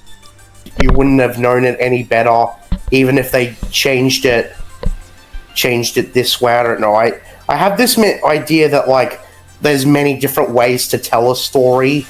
Yes, there are many different ways to tell a story, but Andor, the way it tells its story, it's fine-tuned and structured. And it's very structured and layered, and it's very morally layered too. You know, you got to give it a fair shot. You have to actually pay attention to a show like this. And so, really, any show that or movie that we all revere could have been a bit or maybe largely different, but it still would have had the same reception, even if the story was different or even if there were elements that were changed, if that makes sense. Like, it's hard to imagine a world like that, but I almost think that's actually a possibility with a lot of stuff. I guess. Okay. Like, hypothetically, there might be a condensed version of Andor that's also good, but I don't know that... But why would you condense something that had all this other layers behind it, thus lessening the layers behind what was already a layered show? Why would you take away the layers of a TV show? Why? That's like, do you want Breaking Bad condensed, or do you want all of Breaking Bad? Do you want a piece of Walter White's journey, or the whole thing? Saul Goodman, do you want a piece of Saul Goodman's journey, or the whole thing? I'm just saying, what are you talking about here? The Wire, Weeds, S.H.I.E.L.D., Law & Order. Law & Order went on for like 17, 18, 20 seasons, maybe even more. Do we need to condense that too? Law & Order should have only stopped in the 90s. Really? But some of the best episodes came in like 2005. Yeah, that was some of the best episodes. You think the 90s was good? Wait until you get to 05. That was years later after they already had like 10, 15 seasons. So, I don't understand what you're saying here. Some ideas are so elongated that they need TV shows to flesh it out, because it would be too long for a movie. And if you were to try to make it a film or a shorter TV show that's like 6 episodes or something like that, like Black Mirror seasons, if you will, then it wouldn't have enough time to flesh out its own narrative, because that's how big the narrative was. that's necessary. Like, that's all I can really say. Well, I'm just saying that, like, I think that, like, Andor could have been more, like, What? loved across the board if it was less like Less what like it what? is as it exists in the. Okay, but, like, What? As it exists? Okay, explain. Wait, he's about to break that down. Finally, please explain why you feel this way. You want it to be different from the way it is, but you can't even explain what an alternative of Andor is. The best explanation you have is, oh, well, a condensed version of it. But that would shorten the story and lessen the impact of multiple layers that they build up since the first episode. So please explain. Please elaborate. in our timeline. if we're just going to look at the quality of the show itself, like let's say we have two different versions of Andor. Well, the thing is that, like, I'm saying that, like, I didn't enjoy the show, like, and a lot of other people didn't enjoy the show. Okay, but hang on. That's so, not like, true. let's just say hypothetically, You didn't enjoy the show. Don't speak for everybody. There's a lot of people who actually thought that the show was phenomenal. It has video essays being written about it right now. There are people writing essays on Andor. So I don't know about that one. That's you. we have Speak two for different yourself. versions of Andor Speak for yourself. that we can put out on Disney Plus. We have the version as is, as the actual show that exists. Yeah. And we have another one that's a lot more Yeah, we have that. Yeah. condensed and, like, technically tells the same story, and it's still good, but But it's missing something. Chi. Maybe that's all the different layers and time and stuff that you decided to cut because, oh, it was boring. See that? Important details that you need to push the story forward. You would have it to where that would be gone because you want people to take your word for it when you were on your phone playing Tetris? Are you serious? it had to sacrifice a lot of the things from the original in order to appeal to a mass audience. See? And then you look at that. That's basically like studio interference. So it had to cut out, like, certain subplots or certain scenes that, like, Or some of the most pivotal moments that makes you go, whoa, I can't believe this. Some of the most important moments. You're going to cut that too? other fans might decry as boring or forgettable. And so, like, if I had these two versions of Andor in front of me, and it's like, which am I going to release on Disney Plus? You know, like, I would want the one that has everything, you know? That's what I'm saying. You would want the thing that has the full package, the full meal, the full meat. Everything that makes the show what it is. And even if that generates less, you know, audience love, right? Like, if that ends up not, like, being as popular as option 2, like, I just don't care. I don't see why we should ever adhere to that. Well, I You see wasn't that? trying to Because he's thinking about the creative vision. He's not thinking about what would appeal to a bunch of people who complained anyway and said, oh, that sucks, this sucks, that. See? And that's the problem. You got to acknowledge something good in Disney canon. There's no way you're just going to sit there and just trash every single thing that Star Wars made now and not acknowledge even a single thing that they did. You're telling me that they didn't do anything good at all? What? That's not even a reasonable criticism. And you were playing Tetris on your phone while the show was playing. You didn't even give it a fair shot. say that, like, I wasn't trying to say that, like, oh, we just, like, the thing is, like, a lot of what I criticize Disney Star Wars for is that it doesn't really seem to appeal to Star Wars fans at all. What is it appealing to then? Tell me. More like just mainstream audiences. who, Mainstream audiences? Like, or popular demands, like, for example, The Force Awakens appealed to prequel haters instead of actual Star Wars fans who are invested in the story and the lore, and I really hated that. Like, they just seem to go off of what the most amount of people would think about it, which I think was a mistake. Okay, but can you give me some specific examples of that in Andor? Yeah. Like, what about it tries to appeal to, like, broader audiences as opposed to... 'cause I even agree that that's actually a thing. Tony Gilroy Okay, I don't remember Andor doing that. Andor wasn't made under those conditions, so you're going to have to elaborate on that one. has gone on record saying By his definition of bad shows like Better Call Saul are bad because their first episode and even seasons are practically just set up. Exactly!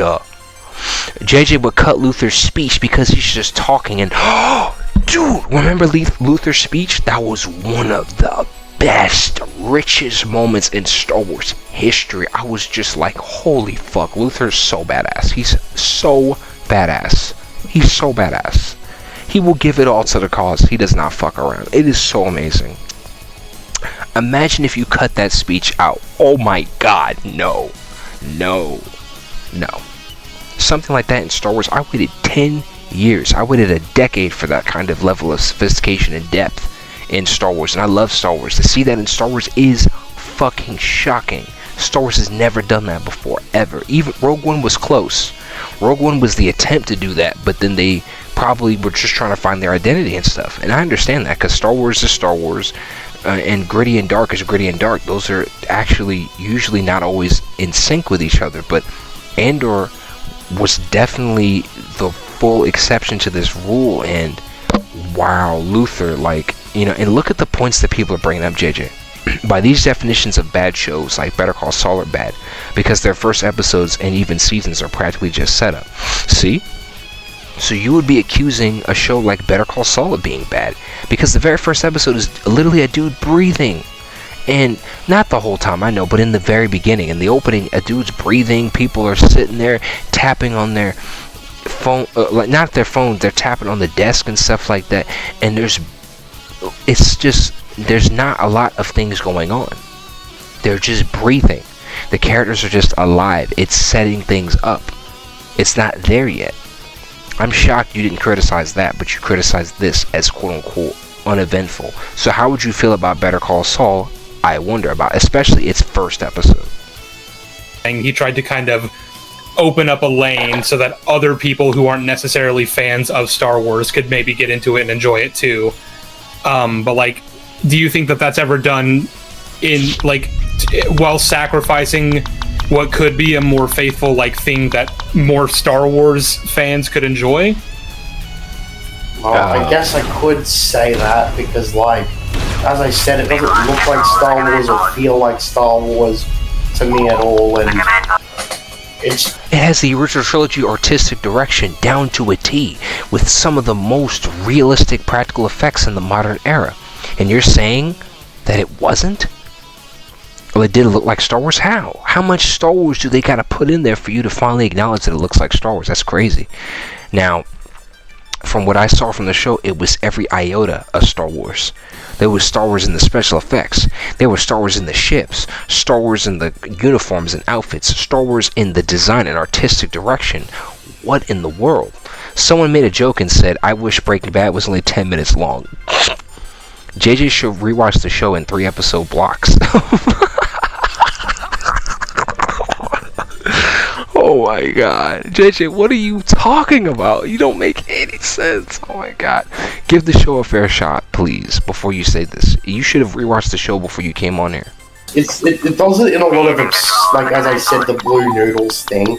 Like, and also the fact that, like, there's hardly any aliens around that I could remember. And it didn't even look like Rogue One almost.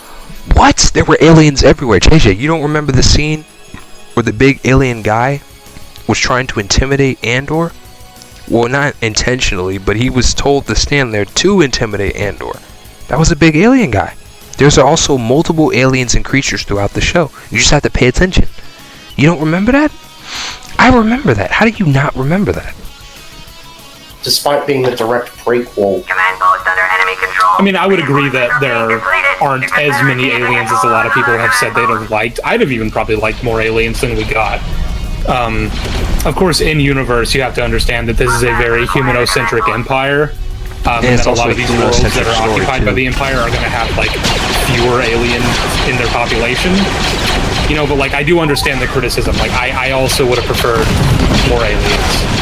You know, there's like a scene in Rogue One where Cassian is walking on this bustling street, just crowded with aliens, and it looks really cool, and I like that. And I'd have liked to see more of that in Andor. The Confederacy is in control. Well, I guess that's like, what I'm saying. That's one scene, but there's other scenes where there's aliens too. He just doesn't know or remember. Planets do have different demographics. Like, I know that for a fact, like, in the expanded universe, that humans were a minority on a world like Nar Shaddaa. But yeah, that's operated and run by the Hutts, so of course they'd be more welcoming to aliens. I didn't see any, like, but like when I was watching Andor, I was like, it seemed like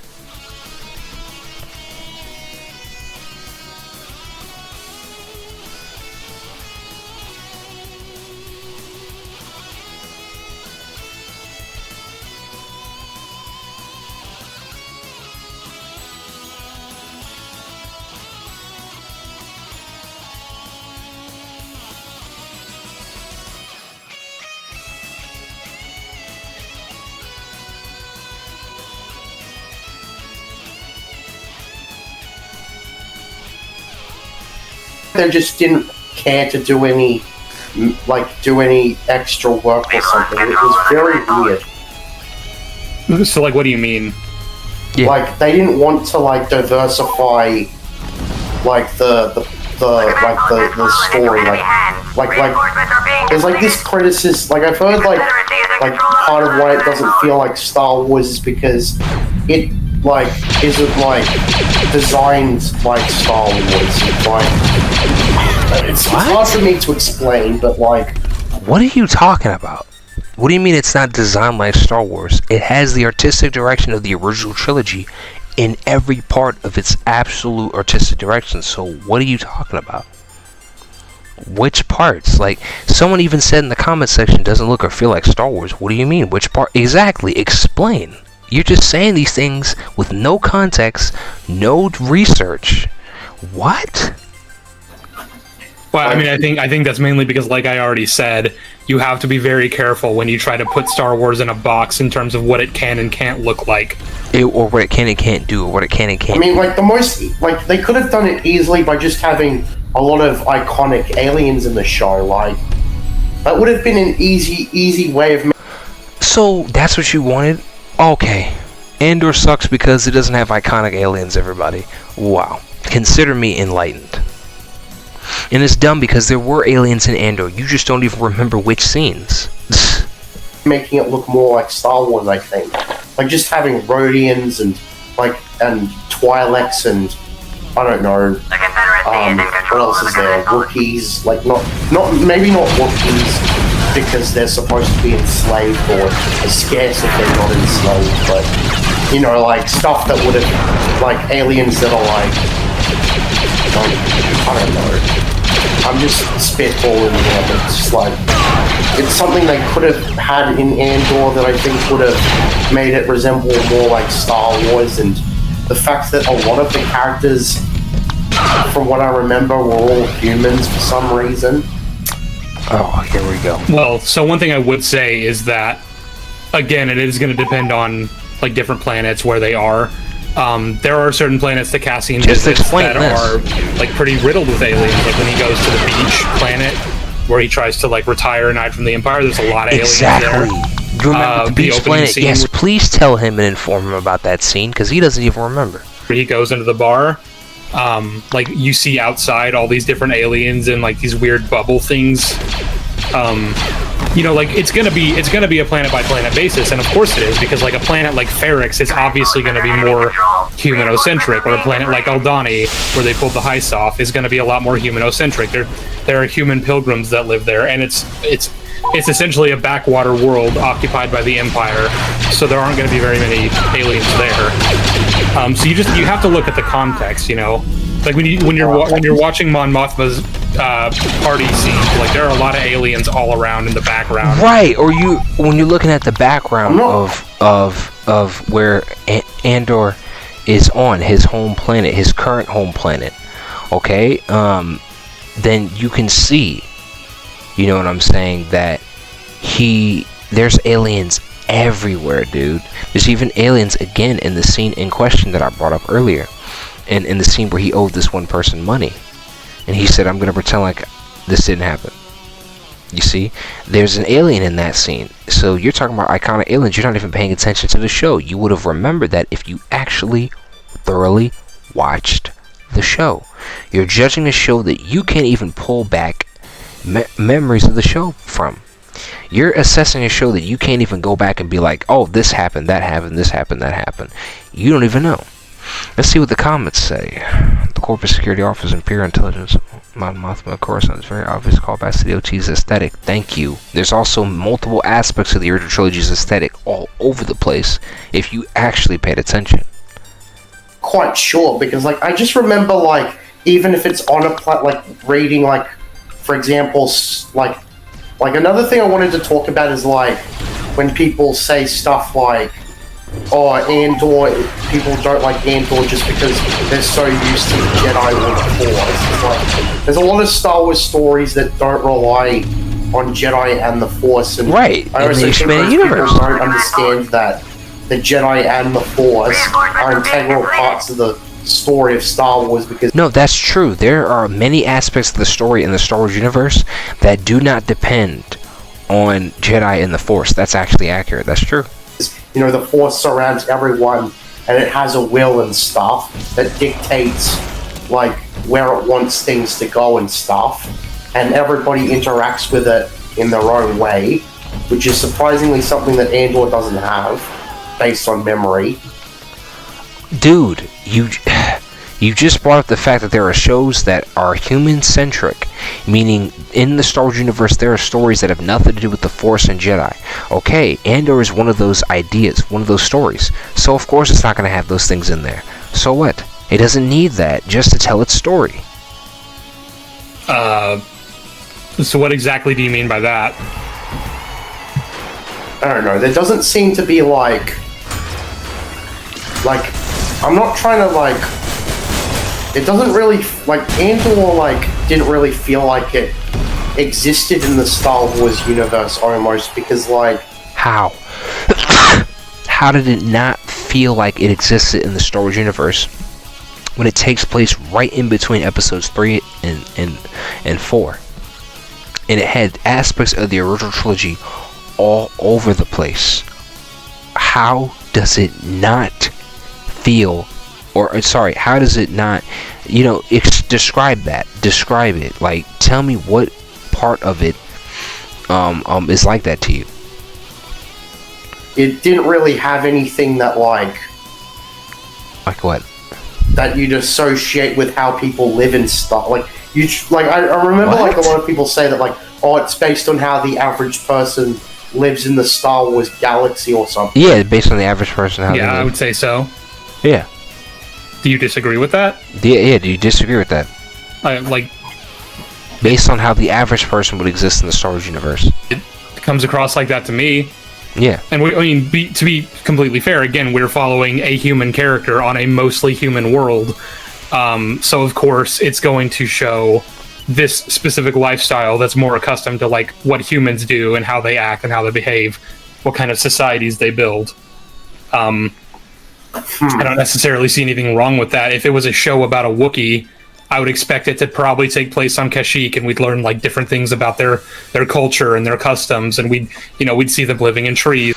So if you see a show that's human, and it takes place on a planet that's mostly human, you're gonna get a lot of human experiences. It's like it's just going to depend on who the show is about, and this one's about Andor. Yeah, but like. Again, I said that it didn't really particularly feel Star Warsian to me, because, like... Why didn't it feel Star Warsian? Explain. Because if I'm gonna get on a show, well, that wasn't Star Wars enough. What? What does that even mean? What does that mean? You have to explain that.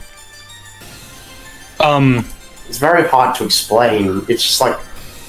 No, you can't just make a broad claim and not explain. I know that it's lazy to just point at something and say... oh, you see how this doesn't work? But, like... No, what's lazy is you just saying, okay, well, that's not Star Wars enough. Like, what? What are you trying to... What? That's not even a valid criticism. Break down the plot. Break down the narrative, the story. What's wrong with the story and plot? Okay, you've made reviews of almost every Star Wars media. This means that you could assess this. So what is going on here? With you, it seems like I have to explain stuff, but... it's kind of difficult for me to explain why I don't think it feels like Star Wars, because... There's a comment. So one thing that I would, that I typically try to argue when I hear... It's not like, and it isn't like... These comments are hilarious. Han Solo calls it a hokey religion. If you pay attention, you'll pick up on clues that Luthen is an ex-Jedi who is He was? What? Oh, he's even cooler. Oh, that's so cool. Oh my god. I love that. That would be the most badass revelation, to realize he used to be a Jedi. Oh, that's genius. Whoever thought of that idea, you are a fucking genius. That's brilliant. That needs to be in there. Please put that in season 2. Please do that. Please do that. That would be fantastic. There's this cool idea that the fans are thinking of that they claim is actually in the show. If you pay attention, I didn't even notice that. That would be the most. Oh, that's so cool. That's just fucking great. So yeah. Andor naysayers, if you will, say that it doesn't feel like Star Wars is. The show is thematically the closest thing to the OT that we've gotten since the OT in terms of like. Thank you. And it's not even just that it's close to the OT, it's an evolution of the original trilogy. It evolved what the original trilogy laid down. It took the original trilogy's template and it was an evolution of the original trilogy's execution and thematic themes. You see, when the prequels came out, the prequels was an adaptation of the original trilogy. It was a different form of what the original trilogy laid down. It was different. This is why people had an issue with it. They wanted something similar. This is taking what the original trilogy did and evolving it. Taking it and evolving it and putting it in the modern era. Like what Star Wars represents, and I think that's a lot more important than whether or not it aesthetically feels like what our idea of Star Wars is.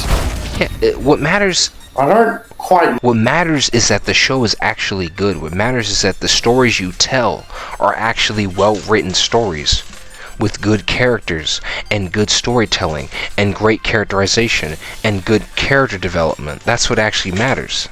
That's what actually matters. No, because I've looked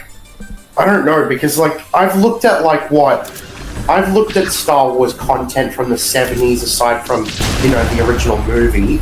I've looked at Splinter of the Mind's Eye, that novel, and some of the early Marvel comics, and it's I would say stuff like, oh, that's far more Star Warsian than what Andor is. Like this. No, stop.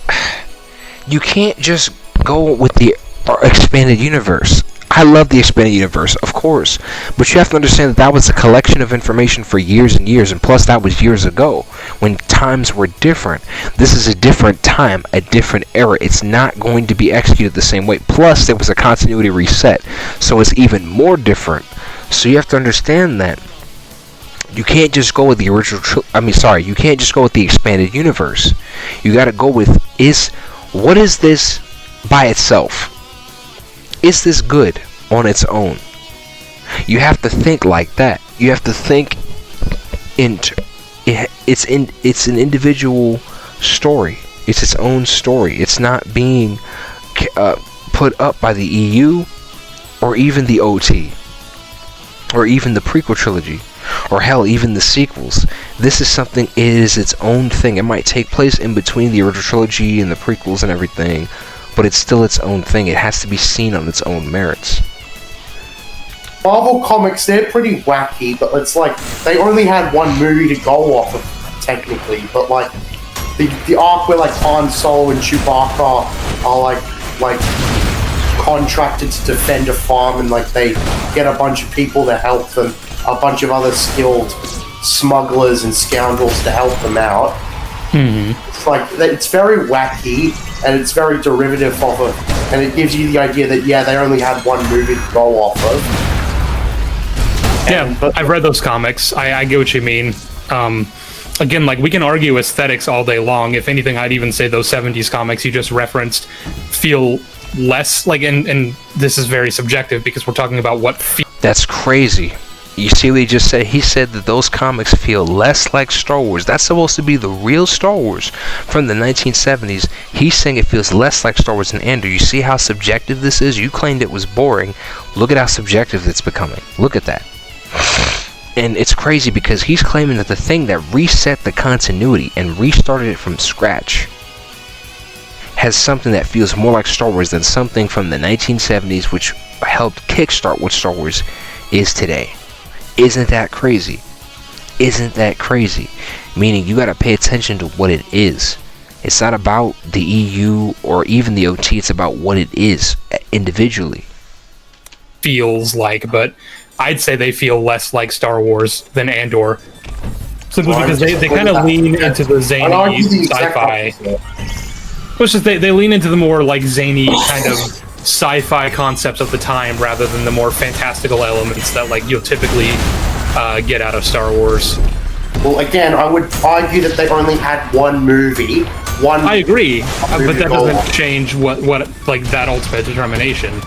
You know, it is what it is. Just like, but I do think, like, based on what I read of the comics and Splinter of the Mind's Eye, that like they are derivative of a lot of things that like the original Star Wars movie did, like the hero's journey and like the mentor stuff and like the villainous empire, and it's just like it just feels more like closer to the source, where it's like. Well, the thing about hero's journey is that it's a very broad and abstract concept that you could apply to almost any story. I would even say including Andor to an extent. Like, it has a lot of the same tropes. Remember, the hero's journey is not just subjected to Star Wars. The hero's journey is something like, you ever seen the movie Clash of the Titans, the original? Okay, so, or the new one, you know, but the main point is, because I know the Clash of the Titans, anyway, that's a whole nother topic. The point is, have you ever seen Clash of the Titans? That was the hero's journey. You ever seen Flash Gordon? That was the hero's journey. You ever seen the original Dune or the remake of Dune? That's the hero's journey. Hey, people say but that's beside the point. The point is that there are many stories that tell the hero's journey. Star Wars is definitely one of them. It's what's considered the pinnacle of the hero's journey, and this is going to be depicted in many various different ways throughout history, throughout mediums, and it comes from legends, you know, from life and stuff like that. And that's the thing about the hero's journey. You understand? Tropes and archetypes. Has mentor characters. It has the crossing of the threshold. You know, it has all those things. The original Star Wars did it. I mean, like, I guess maybe it was like another thing I'd have to say is that it was very difficult for me to get behind Andor, like, because, like, again, like I say, it's not very Star Warsian in my opinion, because, like, I don't know, like, the way a lot of Star Wars stories, like, in the early days typically told their stories, like, Andor has no resemblance. Like, as a random example, like... So because it doesn't resemble the expanded universe, it's bad? Are you fucking serious right now? It doesn't have to be like the EU. When Disney decanonized the EU, you know what I said? Okay, I didn't have a big issue with that. So what? As long as we get a new Star Wars movie, as long as we get more Star Wars. You want to decanonize the whole EU? Fine. Let's see what you do. Let's see what you got. And they ended up duplicating stuff to the original trilogy, but the point is that what matters is what they decide to do. And then they started making different stuff and experimenting, which is like, okay. And then they made some gems, some things that I actually like Solo, Kenobi, and of course Andor. When you reset a canon, right, you gotta put new things in there. Alright? Some people will resonate with it, some people might not. But the point is, you actually did something very new and interesting with that continuity. And if Disney's doing that, that should be acknowledged.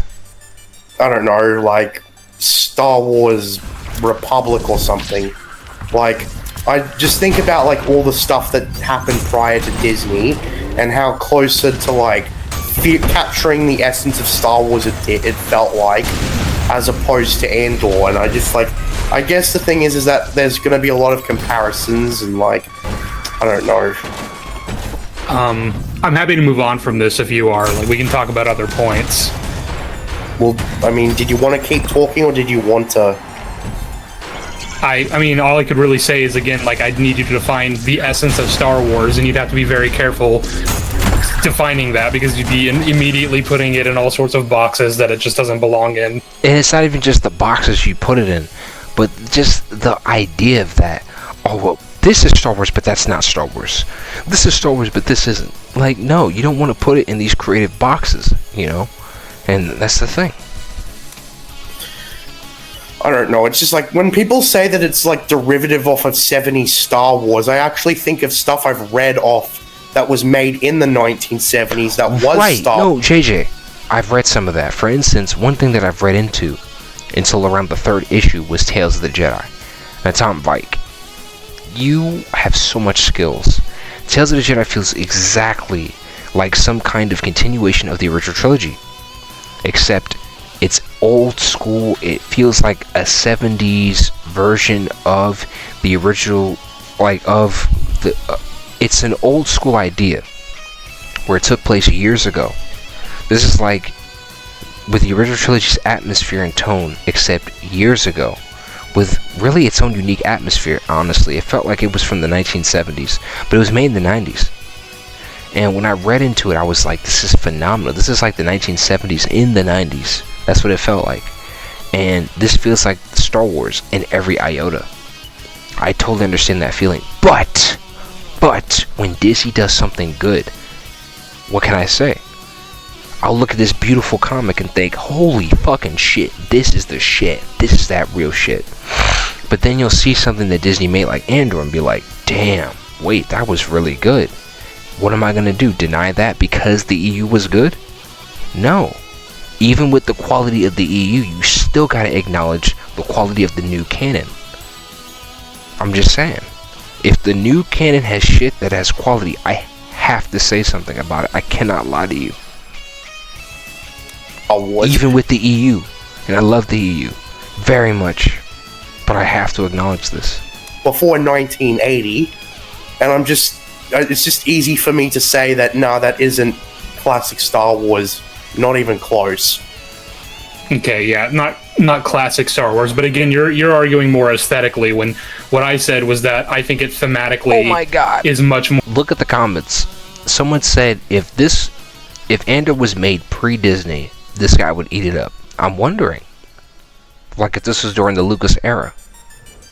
Remember what Lucas was going to make? George Lucas was going to make this great show. It's called Star Wars Underground. I'm sure you've heard of it. See, Star Wars Underground was also going to be a gritty, darker interpretation of the original trilogy. You see? But this was years ago. Now we finally have a show that really taps into that. But this is unique because it's a totally different plot, totally different story. I mean, it's very unique. I'm really surprised by this. More in line with the original Star Wars than pretty much anything else we've gotten, at least on screen, like since DOT. I don't know, it like aside from it looking like Star Wars, it also, like I said, I tried saying it didn't feel like Star Wars either. And it's like, I don't know, it's just like, when I think of like how classic Star Wars felt based on all of that stuff I just described, it also just felt like it was like a lot of like space adventuring fun, but it's also got like the basic outline of the Force, which is like, and like choosing your destiny and like, I don't know, vibes like that. I didn't really get any of that from like watching Andor.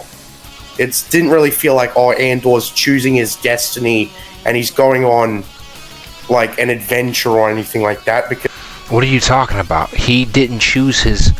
You don't understand. He had to make very tough decisions that put him on his journey.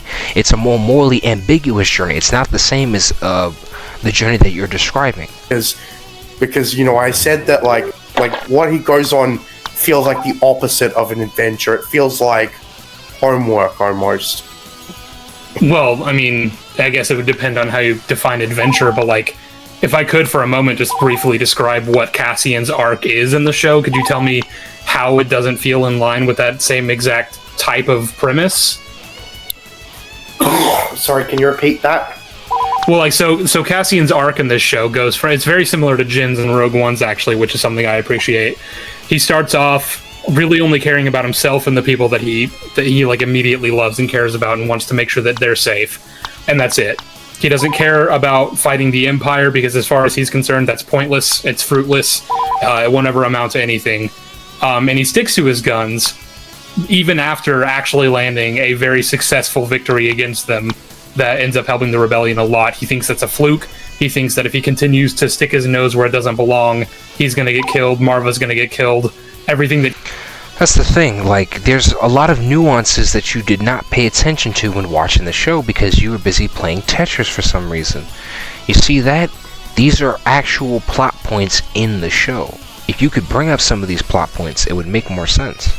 he holds near and dear is going to leave. So he wants to leave. He wants to run. He wants to hide. And, of course, Marva doesn't want to go with him because she's tired of running and hiding. She wants to fight the Empire. He is under the impression at this point that he can just find somewhere far away that the Empire can't reach and that he'll be safe there.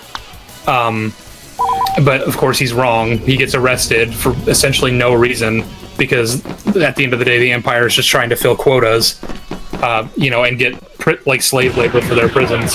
So he sort of realizes over the course of this prison arc. See, you don't get it. He finds out. See, I don't want to spoil this for you, but you got to pay attention to the show. All right, because he's trying not to spoil it for you. See, the Empire is just trying to fill quotas. Let's put it that way. But think about the Empire, JJ. You know the Empire is ruthless. The Empire doesn't give two shits. They don't fucking care. This show shows you just how much they don't fucking care. And it's not fucking funny. It's crazy. Just how far the Empire will go. You don't understand. This show will show you how far the Empire is willing to go. You understand?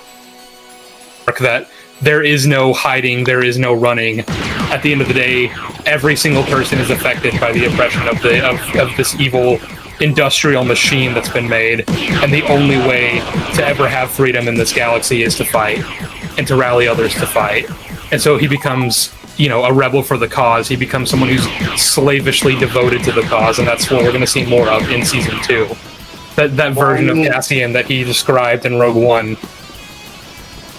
Well, I mean, I've seen a lot, a lot of what you described sounds like something like what Jedi, a lot of, the ideas that, Jedi Survivor put forth about, how fruitless it seems. Come on. But this is a show that has nothing to do with Jedi. This is a show that has everything to do with characters that don't even wield the Force. So why are you even making that comparison? To try to downplay the show. Why are you making such a comparison when there is no comparison? These are two different situations. One is a Jedi with Force usage. The other is not a Jedi. No Force usage. No comparison. No comparison. Well, for example, how fruitless it seems to fight the Empire. I remember that line from The Force Unleashed where Ram Koda says, the Empire is infinite, and by the time you're gone... So what? Why can't we have moments like that in the new canon? New moments like that, with that level of meaning. What's wrong with that? That doesn't make any sense. That's not a reasonable criticism, JJ. Don't you understand? Why can't you have new moments like that? New moments like what Ram Koda said in The Force Unleashed, but in the new canon. So then that way this canon has a level of quality and depth that's unique within itself because it's not being held back by older stories. It can be anything it wants to be. It can be brand new too. Don't you understand? When you have done, nothing will have changed. Or something like that. And it's I don't know, I just remember a lot of other stories doing that, but there's just something about Andor that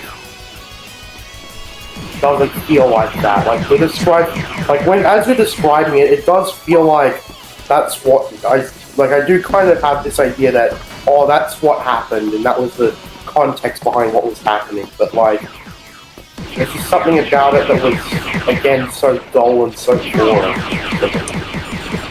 Well, so again, what I was trying to do was compare that to, So if you ever watch Breaking Bad, would you think that that's boring? If you ever watch Better Call Saul, would you think that that's boring? If you ever watch The Wire, would you think that that's boring? If you ever watch Weeds, or S.H.I.E.L.D., or Law and Order, would you ever think that's boring? We used to make this joke years ago. Law and Order You know, and this isn't my joke. This is my brother. Credit to him. He's the one who said that. More like the law and boring. He's fucking hilarious. So, when you make jokes like that, you understand? Okay? You're basically saying something subjective. That's not no objective fact, because you don't even have anything backing that. You're just subjectively saying, oh, well, it's boring.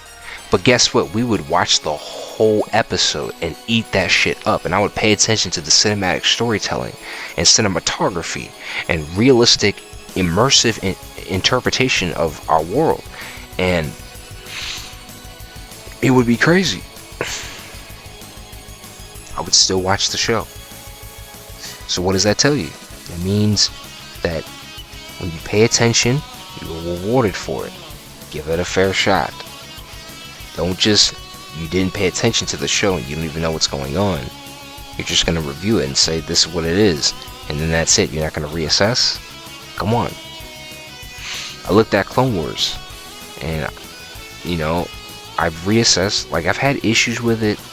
But over the years, it started off with me loving the show. But then I started to hate the show because of Dave Filoni.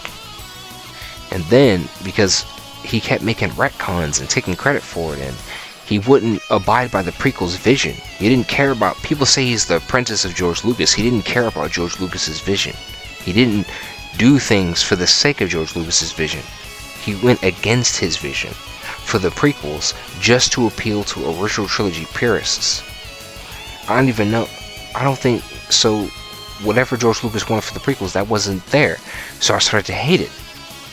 When I started to hate it, then it got to the point where I was like, wait a minute, I need to reassess this show and give it a fair shot.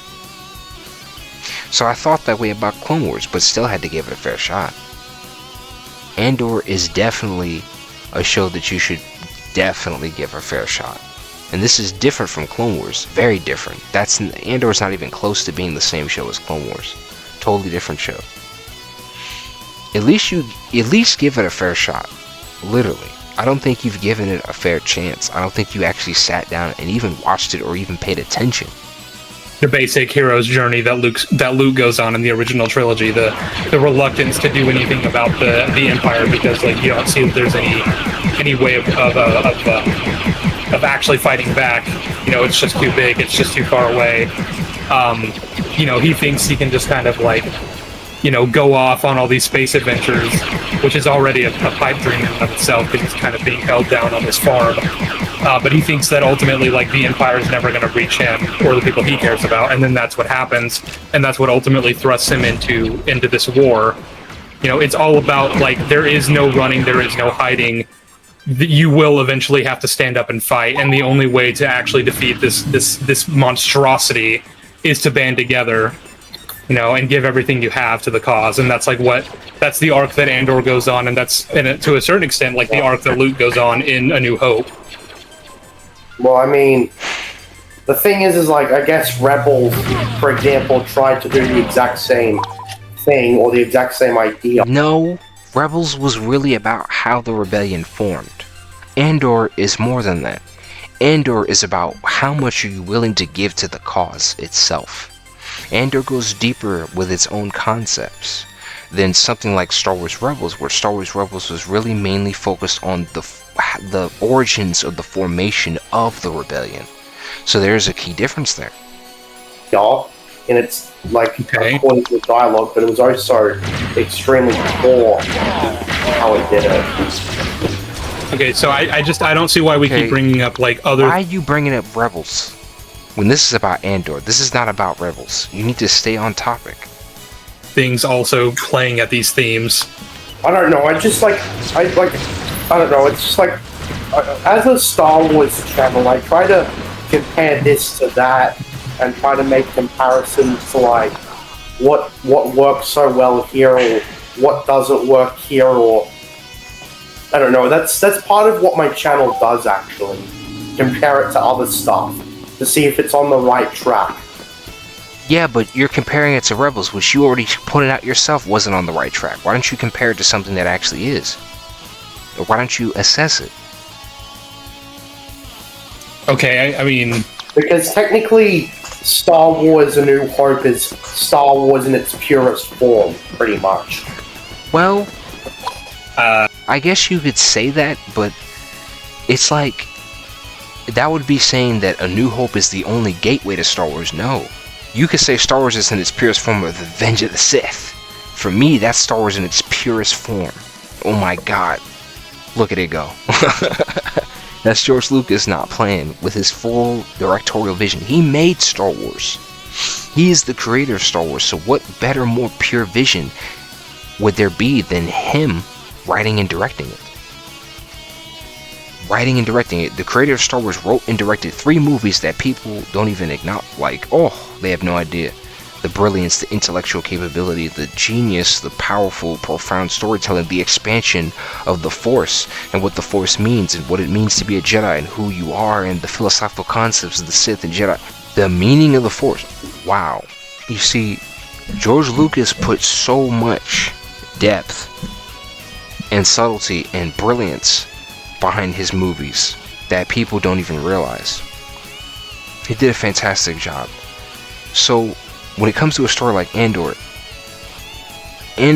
should be put in its own merits. It should be judged on its own accord. I mean, I guess, yeah, like it is sort of the standard that everything else is kind of trying to, you know, it's the lightning in a bottle that everything else is trying to replicate. The purest form, well, arguably, Star Wars, the purest form of Star Wars got to be, that could be any Star Wars movie. That depends on how you view it. Some people could say the purest form of Star Wars is, believe it or not, look, I'm just going to say it, The Last Jedi. Some people think that. Look, there are sequel fans. I know, relax. Don't worry, listen. Some people really think that. And then some people think the purest, it's okay, it's fine. I think the purest form of Star Wars is Revenge of the Sith. Some people think it's A New Hope. I could see that. A New Hope is a fucking masterpiece. It's genius. That movie is so ahead of its time. It's one of the greatest movies of all time, and it's grounded, realistic, profound, incredible, intellectually sound, brilliant, thought-provoking, subtle, and expands on deeper ideas about the mind that most movies could only touch on. Just brilliant, you know? So, it's genius. I can understand that, you know? I'm just saying, when you talk about the purest form of Star Wars, that's subjective. The Empire is more so than that, but like, it's kind of both of them. I get what you mean. I mean, it's subjective. People. I don't necessarily know what the point of saying that is, though. You know, to be honest, I am sort of getting confused because, like, maybe we should just move on to the next thing. Okay, yeah, we can. Let's see. I don't know. I think like maybe our conversation is getting a bit convoluted. It's like again, I didn't really know what to say about anything when I reviewed it, so I was just like going to find the best idea to review it. Okay. Let's see. I did want to talk about what you said about the Mon Mothma subplot. Specifically, something you said about how Cassian isn't like the main protagonist of the show simply because it focuses on Mon Mothma and Luthen a lot too. Like what the show is called Andor, right? Yes. That's like almost like a point. Like the thing about like the almost thing like something scary about it now that I think about it is like you could actually get away with calling the Ahsoka show Ahsoka, because even though it does cut on different characters, like Ahsoka clearly is like the protagonist of it, and a lot of stuff revolves around her. And it's almost like if I had anything to say about Ahsoka being better, that's what I'd say. And I think Ahsoka's pretty stupid and boring. Like I thought it was like. Okay, but why? Because when I first saw Ahsoka, here's how I felt about the show. Now, I had a few issues. Now, here's the first. Okay? I just had an issue with the title crawl and the actual story. When you see the title crawl of Ahsoka, you realize the fact that in the title crawl, it tells you that there's supposed to be a guy on board, probably a Sith dude. And he's supposed to be the guy that's on board with Ahsoka. Ahsoka's supposed to be handing him over. He's supposed to be on her ship. When you see the show, he's not there. Instead, it's a story about Sabine, and I'm like, okay, Sabine's cool. I like Sabine's character. You know, she's pretty cool. She wasn't my favorite character in Rebels, but she's a pretty cool character. So they have this great scene with Sabine with some great music and some really good cinematography, some great colorization. I'm like, this is actually good. This is not half bad. Okay, alright, this is not half bad. So I see that, and I'm interested. Then they have this Sith and this girl who are played by some phenomenal actors. And I'm like, oh shit, okay, so maybe this is getting serious. And then Ahsoka's talking to Sabine on her ship. Yeah, so some of the things in Ahsoka are interesting. I just need them to explain more about what's happening in the grander story. And she's looking for Zahn. So I would like them to dive into that much more. I'm curious to see Ahsoka meet Thrawn, face off with him, maybe have some kind of confrontation with another group of rebels, something like that. That's what I'm really looking forward to. That's what I'm looking for in Ahsoka. So, I don't know. Mandalorian never really interests me like that. It did. I mean, the first season was decent. It was solid. Okay, it was solid. The second season, I didn't like it. I'm sorry. I thought it was over the top. There was so many issues I had with it. The third season, I thought it was okay. I mean, people hated on it, but I just thought it was okay. So that's how I feel about modern Star Wars. But going back to Ahsoka, so I thought that there were some good things in there. So it's like, we definitely don't see eye to eye with that. Like, yes, I had some issues with the title crawl and some of the information being relayed in Ahsoka. But as for some of the storytelling elements, like Sabine and the Sith guy and the Sith girl and some of the scenes with Sabine, those were done well. Those are done pretty good. I was shocked by that. So we definitely don't see eye to eye with that. I don't know if I'd call Andor stupid, but like, I'd call Ahsoka boring just like Andor is. So, like, I guess I'd love to know where you're drawing the line here, because obviously a show Yeah, please state that. Where are you drawing the line? can have subplots that focus on other characters besides just the main protagonist. Like, that doesn't negate the but I fact think that Andor is the main deviates protagonist. too much for its name, if that makes sense. I don't see how you figure that. Like, yes, it focuses a lot on other characters because it's kind of important as in terms of context. Like, we need to know everything going on in Luthen's subplot. We need to know everything going on in Mon's subplot, because those are foundational to, you know, the rebellion, which is what Cassian is ultimately like going toward in his arc. The rebellion. Like, all these things are going to culminate. I don't know. I've always thought that maybe a better name for Andor would be something like Prelude to Rogue One or something. We're losing Which is a pretty lazy That's a name, I know, but I thought... Terrible name. That's not a good idea. How about we just leave it alone and just call it Andor? Yeah, there's an idea. How about we don't do that? That is not a good idea. Let me just stop that right there. Trying to change the title, and then it's a title that is so obvious. Prelude to Rogue One. Like, what? Why would you change the title to something like that? No. The title is so... It's fine the way it is. It does not need to be changed. You wouldn't change Revenge of the Sith, right? You wouldn't change A New Hope. You wouldn't change Attack of the Clones. Why would you then change Andor? No. Just leave it alone. It is fine the way it is. It's meant to be named that. Look at all the different names. Rogue One. The Force Awakens. The Rise of Skywalker. The Last Jedi. Andor. It's unique from those. It's the first time where it's actually the name.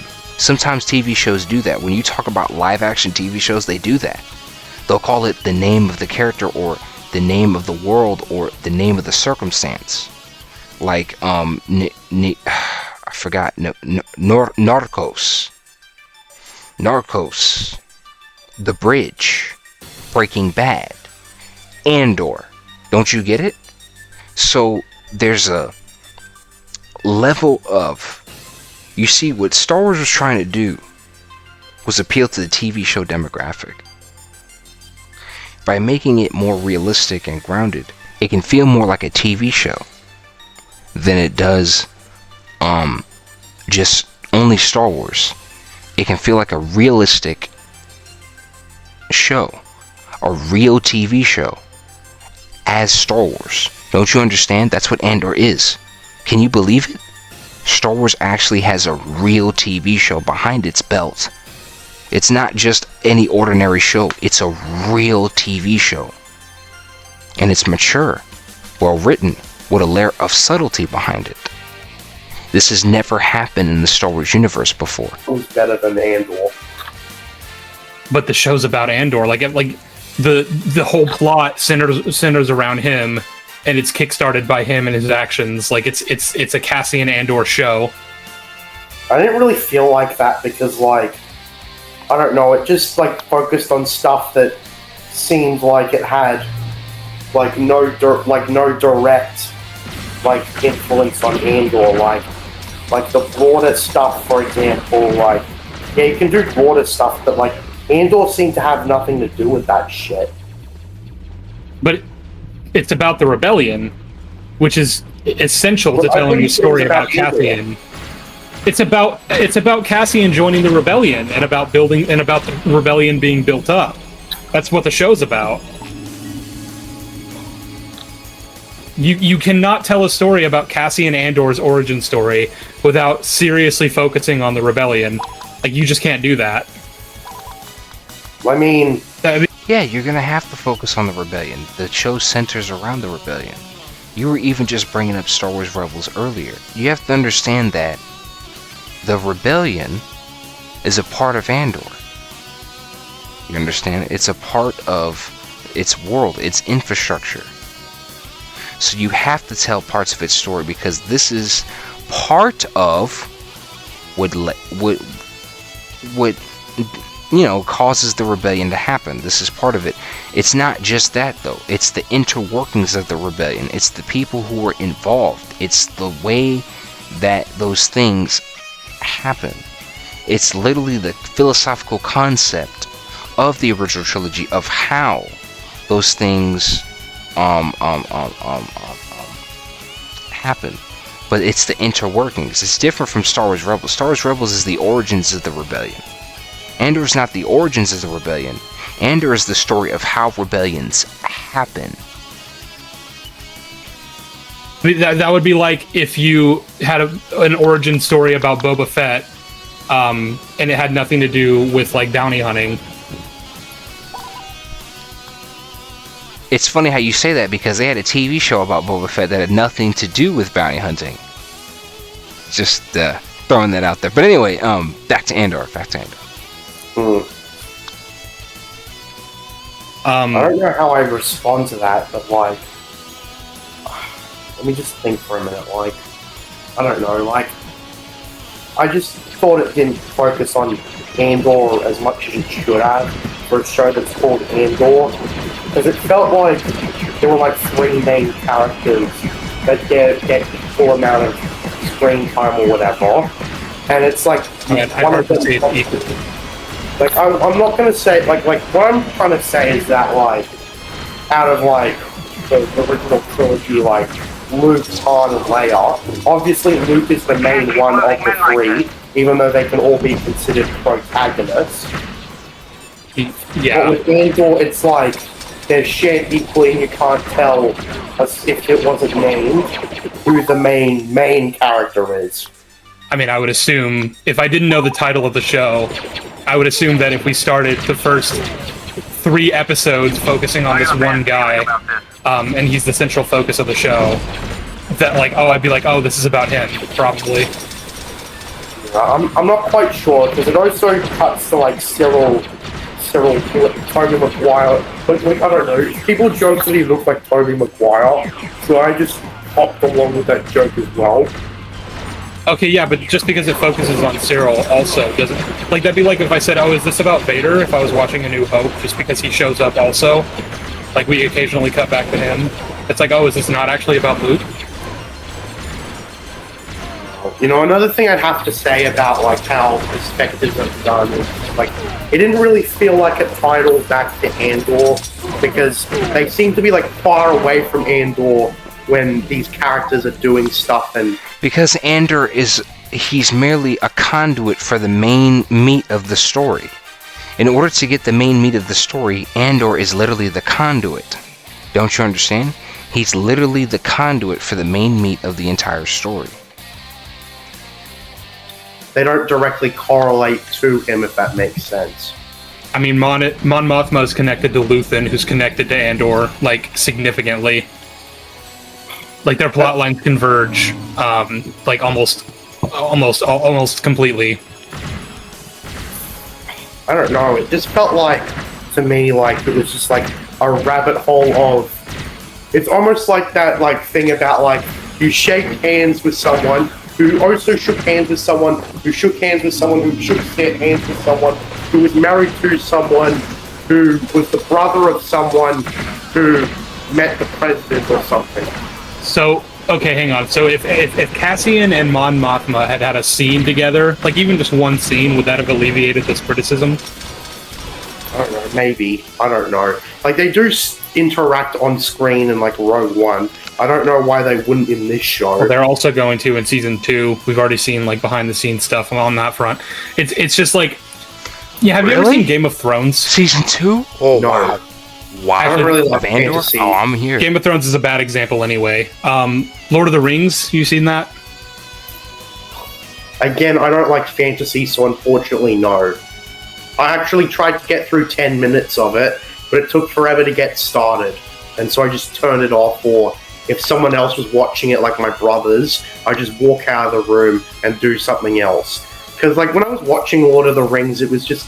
That's what I'd say about it. It took forever to get started. That's it? Are you fucking out of your mind? I just got done seeing a lot of that movie. It took a long time to watch it because it's long. But it was really good.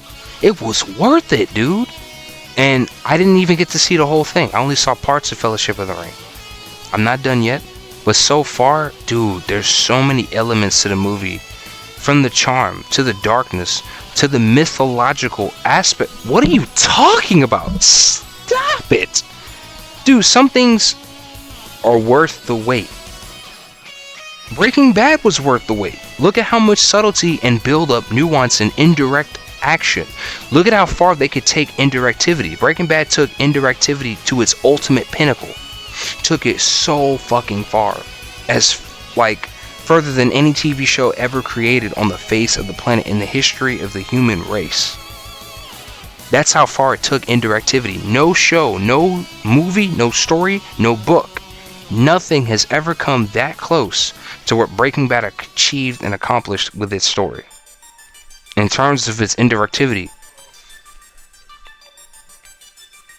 But yeah, what would you think of that? I mean, that would take time too.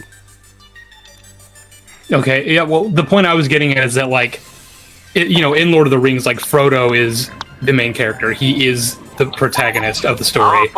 There are characters who are focused on and have their own plot lines in those movies who have never met Frodo, never will, don't interact with him at all. That's okay. That is allowed because this is a very big story that's about more than I mean, I would like just to Frodo. say that was something like the Thrawn trilogy, for example. Like, Thrawn doesn't interact with really any of the original characters, if I remember. Yeah, I know. Like, Something I noted when I read those books too. like, and it's strange. Like, maybe, like, it is strange when I was reading it. Was like, is this guy ever going to meet any of the main characters? But I wouldn't consider that a criticism at all. Like, you don't need that to happen for the story. Like, that's a nothing. I mean, that's the expanded universe. You're a huge advocate of the EU. Did you need that to happen just to appreciate the EU stories? Probably not. Criticism. I don't. Well, the point I was making is like, it didn't really feel like a problem in the Thrawn trilogy, but like, since like the Thrawn trilogy is a more broad story, where whereas Andor is supposed to be like Andor. I don't know. No, Andor is a very broad story. It's telling a very large-scale story. It's not just about Cassian. Exactly. Cassian is only a conduit of that story. The main story is the broad story. The broad story of Andor is the actual storyline. That's why it takes place from the perspective of multiple different characters. Mothma, Luther, and of course, Cassian Andor. Well, again, maybe they should have called it something else then. Why? because like I don't know, like it gives the impression that it's a smaller scale show.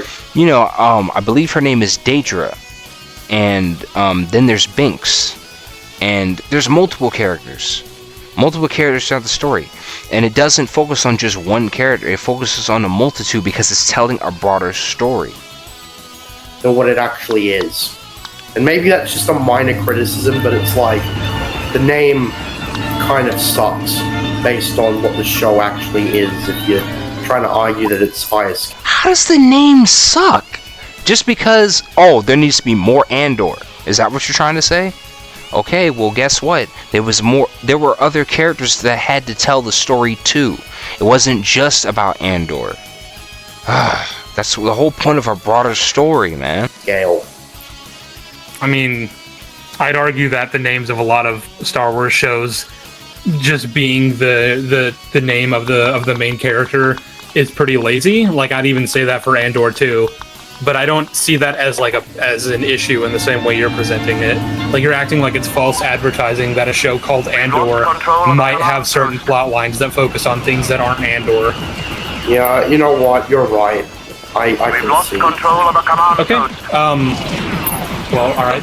In that case, some other things I wanted to talk about when you mentioned the Mon Mothma scenes is Command post is under Imperial well, control. it's kind of something we've already been over. You very reductively just kind of summarized them in very broad terms without actually engaging in what any of them were. We've captured a command post. So, like, do you I have think any? I heard someone else say this, but like they teased us that we were going to see Sly more, but she doesn't actually show up on the show. Would you say that's a valid criticism how they tease us, but she doesn't actually show up? No. We don't need her. It's like, you know how they mentioned the Emperor, but like he also doesn't show up. It's like you can mention characters that we know and that we recognize with our monkey brain without them needing to actually appear for us to go. I think the reason that criticism was made was because, well, it's sort of like what Filoni does. He loves to tease us with like, oh, I'm going to bring this back, or am I going to bring this back? And it's like, it's the sort of thing that Filoni would do. And Okay, and Filoni sucked ass, so like... And I know that he wasn't involved in the show, but like, the thing is that when he dominates a lot of mainstream Star Wars content, that you're bound to, like, when something like that happens, it's like, oh, are they fucking taunting us? I wouldn't say that Filoni sucked ass. I would just say that I have creative disputes with David Filoni. I would just leave it at that. I have creative disputes with Filoni. You know, really deep disputes. Like that sort of thing. Well, he retconned the expanded universe. He retconned stuff. Sorry, when I say he retconned, he took things from the expanded universe and retconned his own canon with it. He retconned things from the EU, meaning he retconned it back when the EU was still canon, and he took parts from it and passed it up as his own. Then he did stuff for the prequel trilogy, and when he did, he didn't abide by the vision of George Lucas. He didn't care about that. He cared more about appealing to original trilogy purists, and because of stuff like that, I have an issue with David Filoni.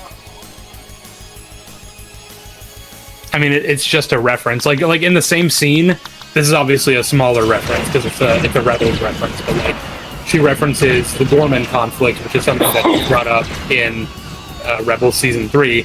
But like we don't then need to see the Gormans suffering from like starvation or whatever the problem was, just because she mentioned that, and that was a reference to another thing. I just wanted to bring that up because I was wondering what you thought of that. Yeah, I don't consider that an issue at all. Like if we had a scene and Slamore was there, like that'd be cool, I guess. I don't know. It doesn't detract from the show that she doesn't. I don't know. Like, when I was rehearing the criticism, it felt like she was right from the top. Like it wasn't just like a mention of an overarching character like the Emperor. And besides, Slimore is completely underused in Disney canon anyways. Like from what I heard, since Revenge, she wasn't seen until like one of the Darth Vader comics in like 2020 or something. Which take place post Empire Strikes Back. It's like, that's like, what, like 15 years in like technically in release, like, until something that's considered Disney canon actually shows up. And I think, like, I guess maybe I'd make a criticism that like a lot of characters are underused, that were highly used in the expanded universe, but they aren't in Disney canon for some reason. And it's the same thing I'd say about Phil and Boss, but we're getting off topic, so what were you going to ask me? Well, specifically in terms of the Mon Mothma storylines, like the way you summarize them. Let me actually find them in my notes. She said Mon Mothma was in the show, and I couldn't really tell you what her role is. So like her role, she plays a few different roles, but like in a literal sense, what she's there for is she is the financier of the rebellion, or at least one of them, one of the main ones that Luthen relies on to, you know, to fund resources for this fledgling rebellion that he's trying to build, which is obviously becoming a lot harder for her because she's being constantly surveilled by the Empire. And so she's having to like work with people that she doesn't necessarily trust and that she doesn't necessarily like, and make all sorts of horrible, sketchy deals that she'd rather not make, including selling her daughter into an arranged marriage, just to, you know, have access to her funds without Imperial. That's what I remember from the show, right? Is that correct? Yeah, she does all that. Like the themes around her are very, very good. It's what are you willing to do? How far are you willing to go? When is enough? And like when do you become just as bad as what you're fighting against ultimately? You know, like I don't know. Like for some reason, like when you mentioned that, I thought that like Mon Mothma was like an uncorruptible leader almost. That's how she was presented earlier, like a pure good character who doesn't compromise anything, and maybe that makes for a more boring character, but like from what I remember, that's how she's supposed to be presented, like ever since like the original trilogy. She wasn't supposed to be a very complex character. She was just supposed to be like the pure good leader of the rebellion who wanted things for the good of everyone. And even okay, but they decided to make her a complex character. Is that a bad thing? No. Why would it be a bad thing that they decided to make her a complex character? Okay, so she wasn't a complex character in the original trilogy. So? She is now. So why does that matter? Okay, well, so that's what... easy victories, it's... She always chose the moral path or something. I just want... I just want the story to be good, man. Isn't that what matters? Something, you know, the story actually being good. So I mean, just because that's all she's presented, and she's very thinly presented in all of her canon appearances anyway, like Rogue One, Rebels, Return of the Jedi, like all of those like don't really do much with her character anyway. So I don't think we know enough about her or her morals or her principles and what she's willing to, like what lines she's willing to cross. Well, even like in the expanded universe and the movies and stuff, like I remember her not being a very complex character. Like the focus in all the post Return of the Jedi crap was always on, you know, like the characters that like actually like aren't like you know, like I always remembered that like even Admiral Akbar had more development than Mon Mothma, for example. Okay, but that's not true anymore. So what is your point? Now she's a more fleshed out character than ever before.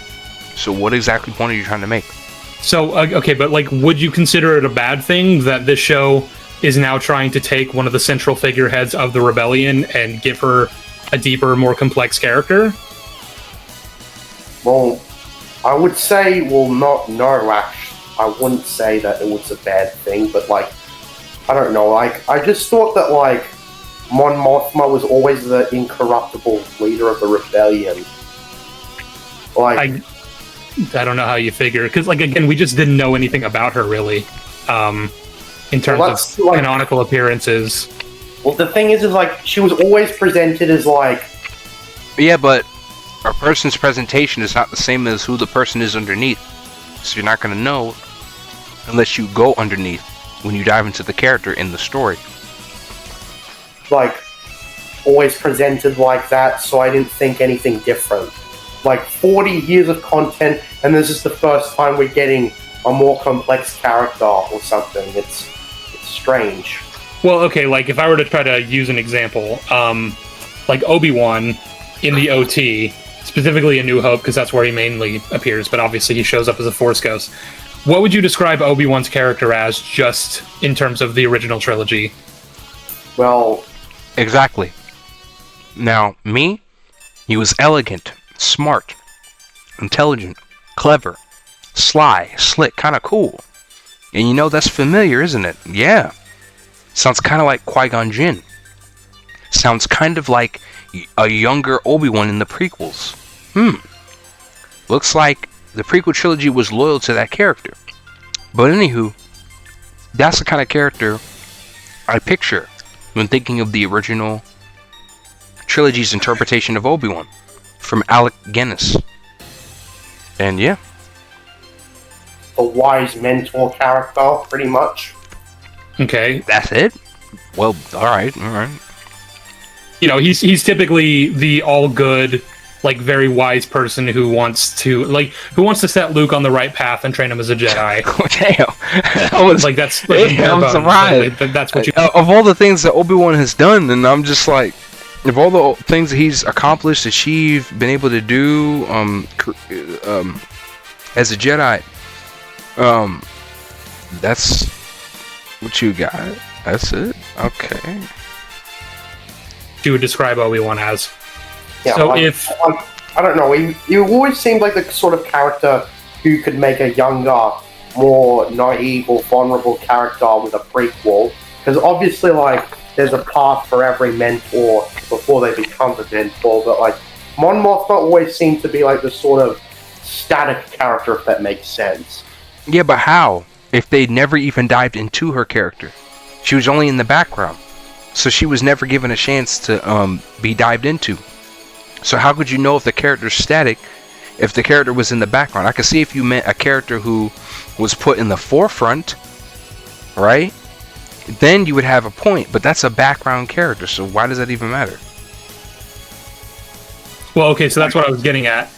Obi-Wan in the original trilogy is pretty static. His motivation... I wouldn't go there. What? No. Obi-Wan was a very fleshed out character. They gave him just enough context and depth within A New Hope to give him enough characterization to where you didn't need constant, like, constant story arcs and constant moments of character development to develop his character. He was already fleshed out because it gave you just enough context about who he was and his character that fleshed him out enough. They did that with Luke as well. Actually, there was a lot of movies that weren't even doing that back then, because I've seen a lot of movies from the 80s that didn't even flesh out their characters nearly as much. And goals do not really change throughout the story. He wants Luke to kill Vader because he sees that's the only way. And at the end, of course, he's proven wrong, but that's at the end of the story. That's the only change, really. My point is, like, you have this version of Obi-Wan that exists. Now you're telling prequel stories, and of course there are, like, supplementary stories as well, like the expanded universe and whatever else, that are able to take that character and sort of send him on darker journeys, sort of test his mettle, you know, give him a more complex arc and more, like, nuances and gray areas in terms of, like... Okay, but that's only in the EU. Think about who he was just from episode 4 alone. They gave you just enough context about his character. Yeah, his I would say principles and that I moralities. prefer the prequel Obi-Wan because he's a more interesting character there. Yeah, I agree. I've always preferred Ewan McGregor's Obi-Wan over But I guess maybe the point I'm making is that even in prequel stories, Mon Mothma never really did much aside from being a good politician person who doesn't compromise anything. I don't know. It's just okay. like... Well, so yeah, what I'm getting at is, like, why can't they take a character like Mon Mothma in this prequel setting and give her more complexities? I was about to say, like, that makes no sense. Mothma, you can't take a background character and give them more depth now? I don't understand that. Yeah, that's a good point. Yeah, it should be alright to take a character, right, and give them more depth through the story. Remember, Mothma wasn't explored in the original trilogy the way that she's being explored here. I just thought it was out of place because we didn't really... Why would that be out of place? What about that is out of place? You gotta explain that. Why? Why is that out of place, JJ? What is wrong with that?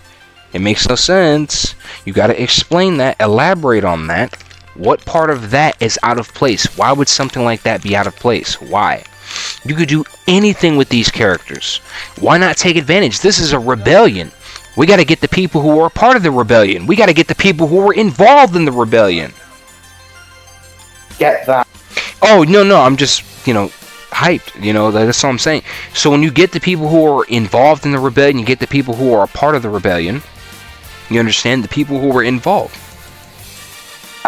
Like anywhere else. Like, Disney canon doesn't really build towards that. It's mostly just something that, like... Yes, in the comment section, it is being made apparent in the comment section that you were criticizing something because they decided to give a side character more depth. Yes, that is actually a actual criticism from JJ Plagiarisms. Andor sucks because it's boring. I was playing Tetris while watching it, and apparently this side character got more depth. What's going on, man? You gotta give more valid criticisms. Andor pretty much invented, because in Rogue One or Rebels or even anything in the expanded universe, she wasn't a very complex character at all. Right. It doesn't matter. It doesn't matter that she wasn't a complex character. She is now.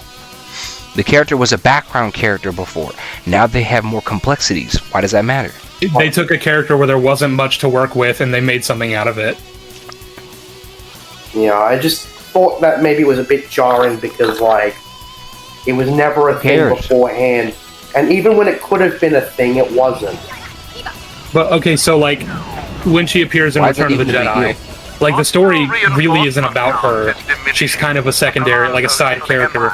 So, like, why do we, like, why would it be there? Like, why would the more complex aspects of her character I'm talking about stuff that even has more time. Like, for example, she could have, like, even in, like, the deleted scene with, like, the Rebellion subplot in Revenge of the Sith, she's just there, if that makes sense. Or even something like The Force Unleashed, which deals with, like, the origins of Rebellion. She's just, like, there, and, like, she isn't given much development. Exactly, but now they decided to actually do something with her, so what is your point? I don't know. Yeah, like, I feel like we're talking in circles here. Like, yes, she wasn't much of a character beforehand, but now they she took is. That okay, and they ran with what it, is and the they purpose? made something deeper. What is your point? What is your point? Now she is a developed character. Now she's been given more complexities. What is your point? Are you trying to criticize someone giving a character depth? And I would argue much better written. People are asking that in the comment section too. I'm failing to see the issue. I fail to see the issue as well. Yeah, I guess, yeah, I can kind of see, I don't know, like, I don't know, it's just not like, I guess maybe what I was trying to say is like... Yeah, what are you saying? Like, characters are just best structured in a certain way. And being as rich and being... Because I don't know, it's like, I just always saw it as like, a character, like, isn't supposed to have a lot of complexity, like, for example, like, as interesting as, say, maybe the Darth Sidious is, for example, he doesn't need, like, to have a reason to, like, be that complex and, like, why he's so evil and stuff. He's just is or something, like, I don't know what I'm trying to say here, but, like... Well, like, with Darth Sidious, like, sure, what we have in the prequels and the original trilogy, which I would argue is already fairly complex, but even just assuming he's a pretty simple one-note character, like, if they were to adapt the Darth Plagueis novel one-to-one, which obviously takes his character and makes him a lot more complex and dynamic, would that be an issue? Well, I'd say even with the Darth Plagueis novel that he was still very rooted in, like, being completely irredeemable, and he didn't really have a justifiable reason for being evil at all. What does that have to do with the fact that he is a character who was referenced in the prequels, never even showed his face? Next thing you know, he has an entire story. So Mon Mothma was someone that you did see, you constantly saw, but they never fleshed out her story, and then they decide to do so, and you have a problem with that? Why? Oh, he just and he was pretty. It just makes no sense. The reason was he wanted power. Born to be a Sith and whatnot. Yeah, I mean, okay, so we can. Do you want to move on to a different point? Yeah, we can. Okay. So we talked about Mon Mothma. You did also actually one more thing on Mon Mothma. I promise this is a different thing. Something that I took note of was you said that I get Generation Tech apparently implied that she is in an arranged marriage with Perrin, her husband, and that's why there doesn't seem to be any love, or as you put it, any chemistry. Yeah. That's not implied. That's just straight up said. That's just in the show. Well, which episode was it done?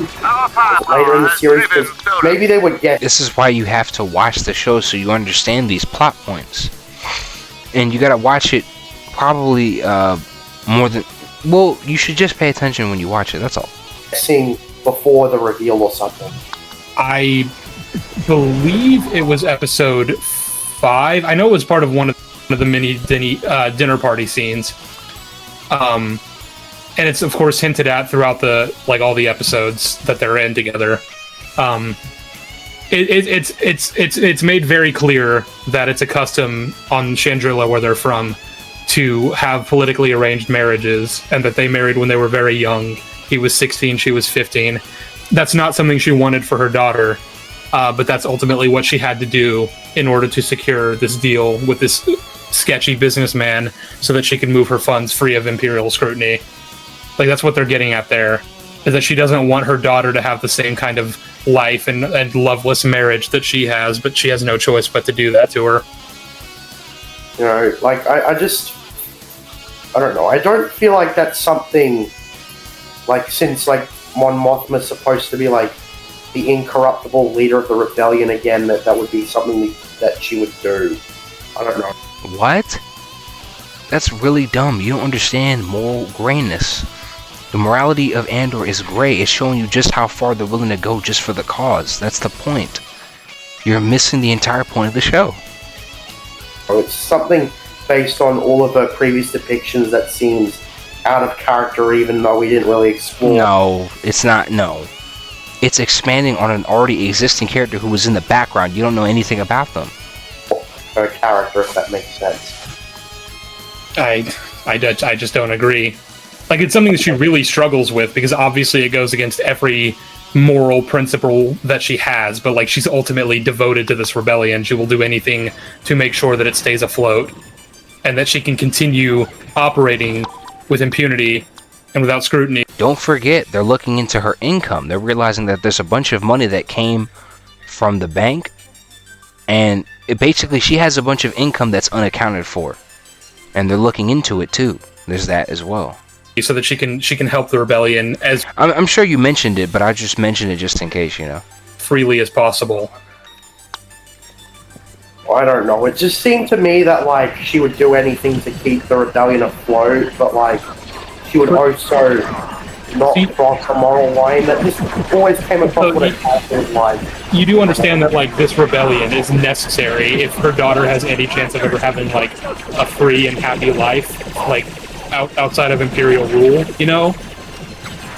ultimately she's hurting her daughter, but it is I know the really bad. complexities in it, but I'm just saying that in every story previous, it was always portrayed as never crossing a line, even if it doesn't benefit the rebellion. Okay, well, and again, we've already kind of gone around on this one. We can move on. And that's it? That's your criticism? Okay, so they're willing to go very far for the cause. Chi, what are you willing to do for the rebellion? What are you willing to do for the cause? What are you willing to do? Moral ambiguity?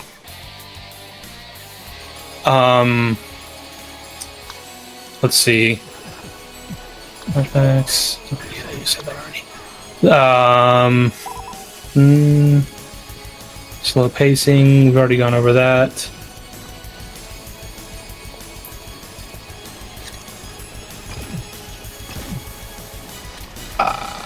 Okay. One thing. You said that the finale doesn't hit hard enough. Yes, by the time it happens, like, I don't know, like, What? After all the stuff that happens, the rebellion is like a disease. It festers in darkness. We have to fight these bastards with every last breath we have. Ah! Ah! All the people start raging. Ah! You see all the Imperials officers showing up and stuff like that, and they're all just getting toppled by these people. You see the people fighting back. You see all this emotional buildup after all this time, after everything we've been through, after all the oppression. Ah! How does that not have an impact? What the hell are you talking about? like in my experience watching the show, after I was bored to death, he just comes back and his mother's suddenly dead. And I'm like, just stop. Like, what the fuck?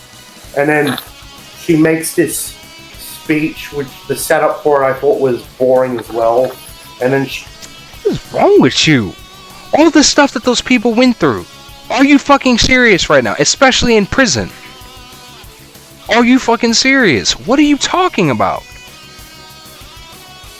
gives a speech, and then a riot happens, and then something happens, and that's the end of the season. Oh my god! That was my honest to god experience. Oh, again, well, that's honest to goodness ridiculous. I mean, yeah, like, I feel like a broken record, but like you are summarizing it in a way that is very reductive. You are summarizing it in bare bones. Like, that is technically accurate. Like, no, in terms it's of, like, not accurate. Not even close. Of the story. But you haven't actually you haven't dived in and talked about like the meat of it. You haven't talked about why anything is happening. What specifically about like beyond the fact that it's boring? What specifically about it didn't hit hard enough? I don't know, that her mother just suddenly died, and it's just like when he comes back, it's like, oh, that's suddenly a thing now. That's what? It Yeah. Oh my god! And that's like a thing that was established from her introduction in episode 2 of the series. Yeah. Well, like she was getting up there. She felt she had wasted her life. That's why she wanted to fight the Empire. That's why she wanted to stay behind and not just run away with Cassian. She knew she didn't have that much time left anyway. Well, it's not just some sudden development. And of course, like narratively, it needed to happen to push Cassian in the final direction of the story. Like, he'd already escaped the prison.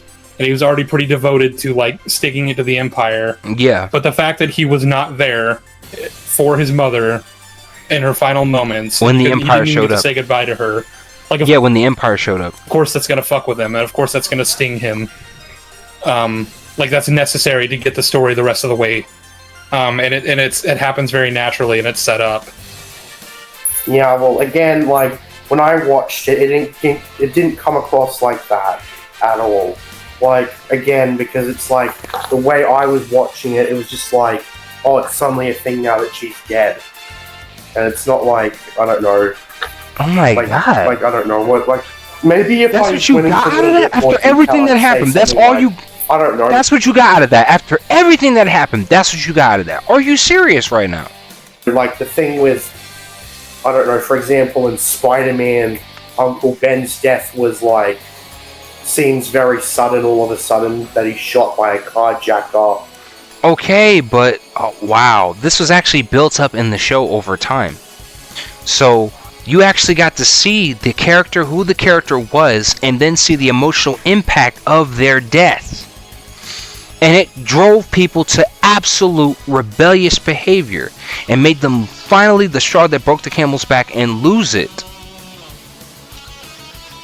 But it's like, it's set up in the fact that, like, even though we don't know that the guy that Peter let go would kill his uncle, it's like, there's build up to his death, like, where he sees a crowd surrounding an area. There's build up to her death. You had episode after episode fleshing out her character before she died. He gets a weird feeling, and I don't know, like, That's probably what I'd say if I what past me would say in that original video if I did decide to go into more detail. I mean, there's also death. This is kind of like a thing with death, is that it's typically very sudden and unexpected. Yeah, I know, but I guess the thing is that also they're telling a story and it doesn't have to be exactly like real life and stuff. It can be dramatized. I guess the thing is that also they're telling a story and it doesn't have to be exactly like real life and stuff. It can be dramatized for yes and stuff. And I think something I need to keep in track for every Star Wars story more often is maybe it doesn't have to be exactly like real life, and it's not like real life, but there's a difference between what's realistic and what's believable. And I guess... How is it not believable that someone of older age would pass on? It's pretty realistic. I mean, is it not out of the realms of plausibility? All that these stories have to be is believable, I suppose. Would you say that Marva dying, quote-unquote, suddenly is not believable? Well, I just say it was abrupt when I watched it. Yep, that was the point. Well, I could say that, she was old and she died, but, in the structure of the story, it's oh, well, that's a thing now. And that's what I felt when I was watching it. But it's not random, though. You're treating it like it was random, when again it was set up and it served the... that's when in the story it needed to happen. Not only was it set up, but it actually served a purpose for the story and narrative. It wasn't just there for the sake of shock value. No, it was actually there for the sake of the actual story and narrative. And it also gradually... It was the straw that broke the camel's back that kickstarted a part of a huge battle that would lead to a revolution. That huge battle that gets started is because she died. Her death inspired an entire group of people, and it changed the foundation of what would lead to a rebellion. It couldn't happen earlier, it couldn't happen later. That was when it needed to happen. Can you actually explain to me why it couldn't happen earlier or later? Well, let's just go with earlier, because... Talking about narratively... I'm talking about narratively, in Cassian's journey. If it had happened before, he left for Neamos, the beach planet, that would have completely fucked over his arc. Completely. He'd have had nothing. Whenever he goes, because he might still go to the beach planet. He might still get arrested, and he might even still be motivated against the Empire to an extent after getting out of the prison. He already wanted to. Tell everyone what happened so that it could be No, but it has to happen then, don't you see? Because if it happens right then and there, at that time, that gives Andor enough time to go right in, and that gives him time to go right in and completely react to the situation immediately. One thing that would kill the reaction is if it happened way before. Then he goes to prison, then all this other stuff happens. Wait a minute. It should happen after.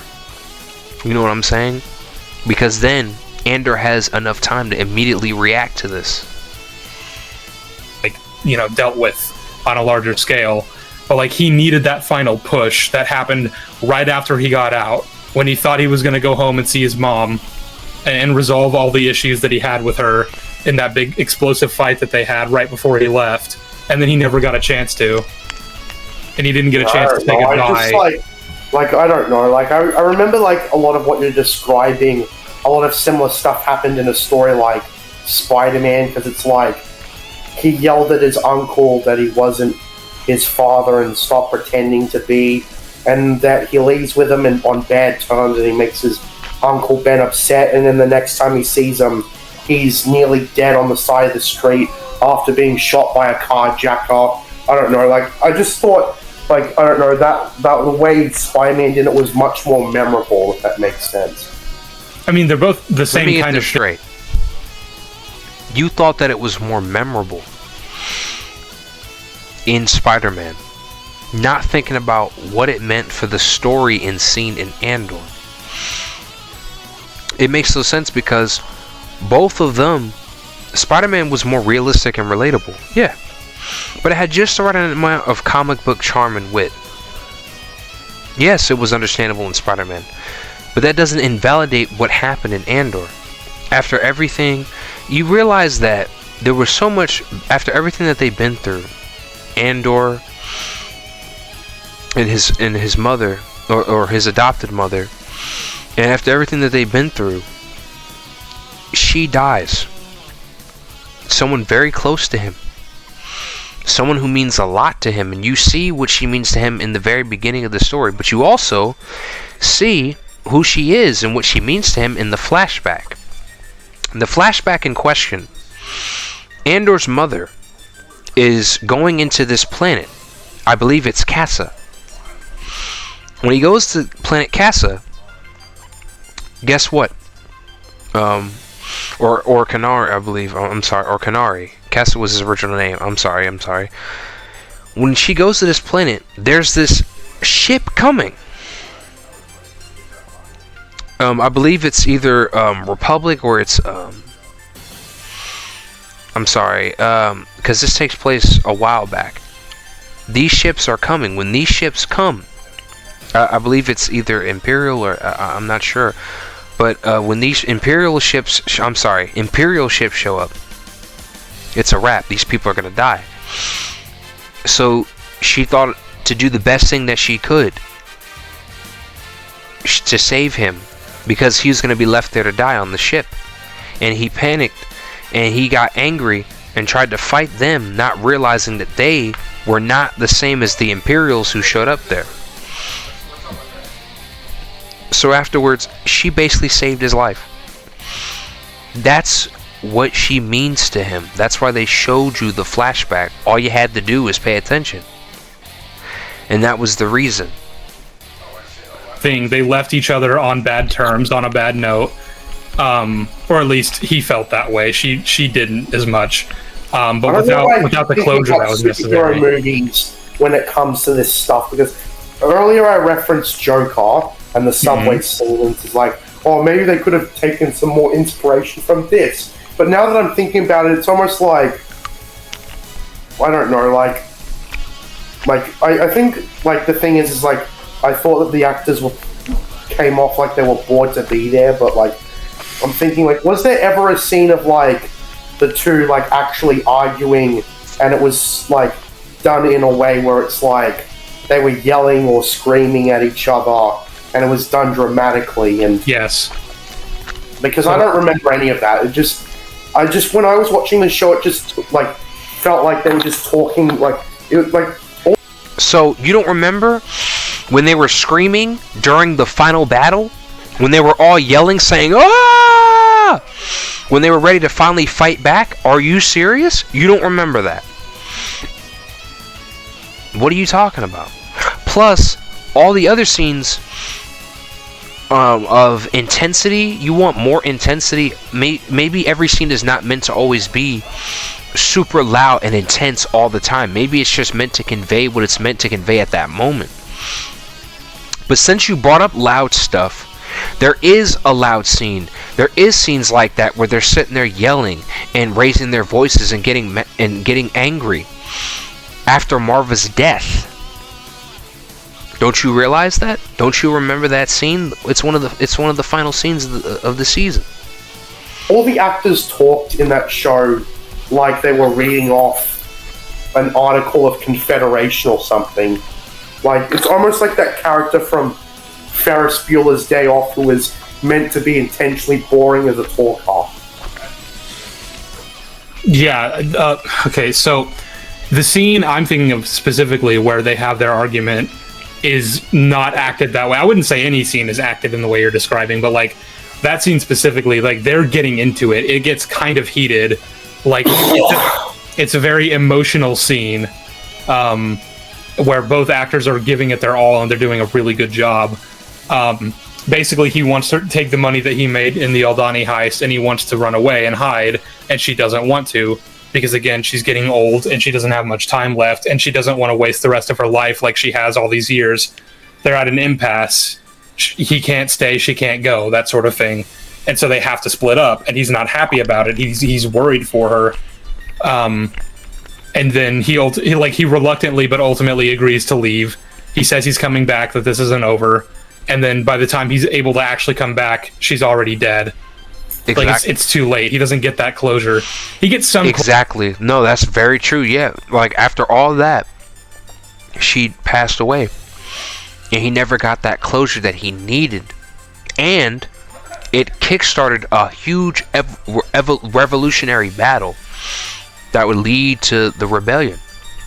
Closure when he actually does return, and he talks to his friend Brasso, because he was able to give him like her last words, which again were necessary to inspire him further into the rebel for the cause.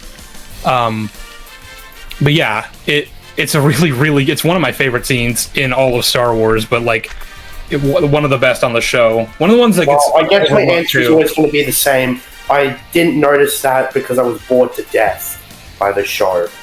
Wow. I don't know what you want me to do with that. Yeah, I don't understand. So you didn't notice details about the show that you could have noticed if you just watched it because you were quote-unquote bored.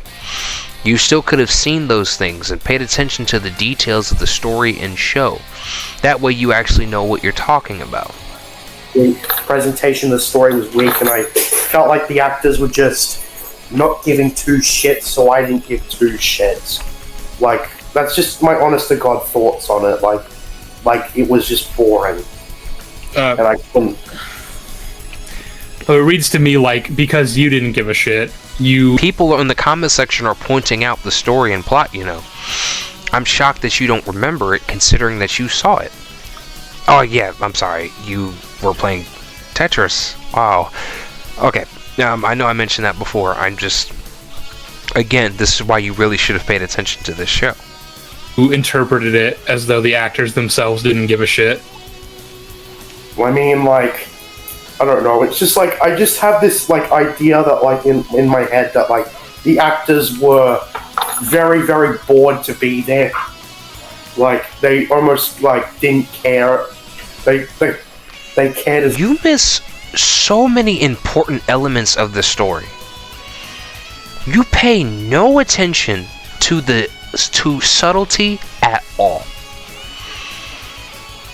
It's like...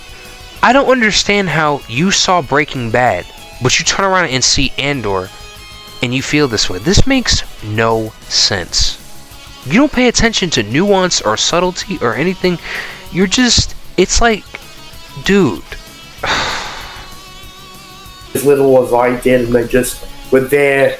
Like, they really hated themselves for being... Like, I know that's probably not what happened, but, like, it almost come across like it was what happened, like... It doesn't come across like that at all. Like, they all look like they're having a good time being there. I mean, the scenes themselves, like, the scenes themselves are very tonally, like, characters are unhappy and, like, miserable in a lot of... Yeah, like, the scenes are serious, but when it comes into the behind the scenes, that's going to be a different story. When the actors are actually talking to each other, conveying things and all that, and practicing, that's obviously not going to be the same as when they're on set. Yeah, of course. Scene, so, like... They can come across as miserable because that's the tone of the scene and they're doing their jobs, but like you don't get the impression that they're not having a good time. I don't know how you'd even like I don't know how you would come to that conclusion. I really don't. Well, I'm sorry, but like that's how it felt like to me, because I don't know, like I'm trying to think if there's some way I could get you to understand that, like why I found this show boring, because the thing is that, like, I guess maybe by telling you that, like, I've tried telling you that, like, a common complaint is that it's too slow from other people, and I tried to expand on that and saying it's too slow because the pacing is terrible and things take forever to happen from major plot point to major plot point. And there doesn't seem to be a lot of momentum going on. It just feels like scenes just drag on. Like, I don't know how to describe it else in a way where it's like, you understand why I find it boring. Yeah, I know that a common criticism of the show is that it's slow. Like, I just don't. I mean, well, first of all, it is slow in the sense that it is intentionally a slow burn. That's just the type of show it is. Asking it to be something else is asking it to fundamentally change what it is, and I don't see why we would do that. I don't know. Like, it was criticized. Like, it also, despite the fact that it deviates from Rogue One in a lot of ways, the one thing that I thought was consistent with was being like, it's almost like, I almost feel like Andor was like Rogue One if it went on forever. What? So you feel like, okay, you could, wow, that is so reductive. It's just, it's like Rogue One if it went on forever. It's not even the same as Rogue One. It's a completely different creative medium from Rogue One. I remember Rogue One. I saw Rogue One. I didn't like it, but Andor was a totally different story. It's a completely different show. They're not even the same. There is no comparison. Okay, do you mean that, like, just because it's longer? Because, like, obviously it's going to be longer. I don't know, like, at least, I could say at least that, like, Rogue One was an eventful movie. Like, I don't know, like, I felt like not enough happened in Andor, and you will probably disagree with that, but, like, what I mean is, like, when it comes to important plot point to important plot point, it just feels like it, like, when, like, things that important that happen, like, extremely important things that happen, they're too scarce from each other or something. But every scene has events that are extremely important. I keep saying this, like, there is no scene in any of the episodes where I'm like, you could have taken that out, and like no, you'd be missing stuff. It is all important. I don't know what else you want. Like, are you arguing that, like, they're like slow burns just are intrinsically bad? Like, nothing can ever be slowly paced? Well, like I don't really know what to say, because, like, that's my complaints on the show. I thought it was slow and boring, and it could have been better than that, and I don't know. Okay, let's see. What else is there? Like, again, I wasn't really sure what to say about the show when it came out, but I felt obligated to review it and to watch it and make a review on it. So I tried the best I could, but I guess it wasn't good enough. No, I don't think it was. The thing is, I've already said this, but I'll say it again. Like, you have to be able to you have to pay attention to every single thing. Like, you have to, like, you need to know the thing that you're reviewing back to front, basically. Like, that's the best way to go about it. Again, I reiterate that if you're going to critically assess something, you have to know what you're talking about. If you don't know what you're talking about, then your critical assessment starts to fall flat because you don't know what you're talking about. Literally. You didn't do research, you didn't watch it, you didn't see it. This is why it's good to rewatch things more than once. That way you have a decent understanding of what it is that you've seen.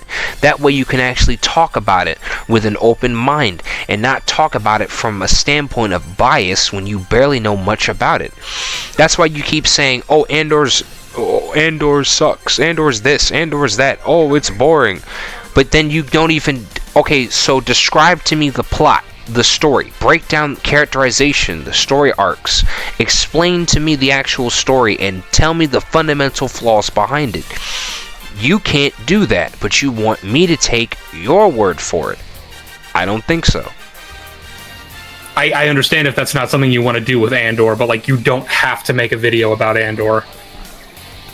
Well, you know, it's an I felt obligated, that's the thing. Like, people were going to ask me why I didn't review it, and, like, I have to tell them all because, like I don't know, it's just, like, that pressure that got to me, like, to put a review out.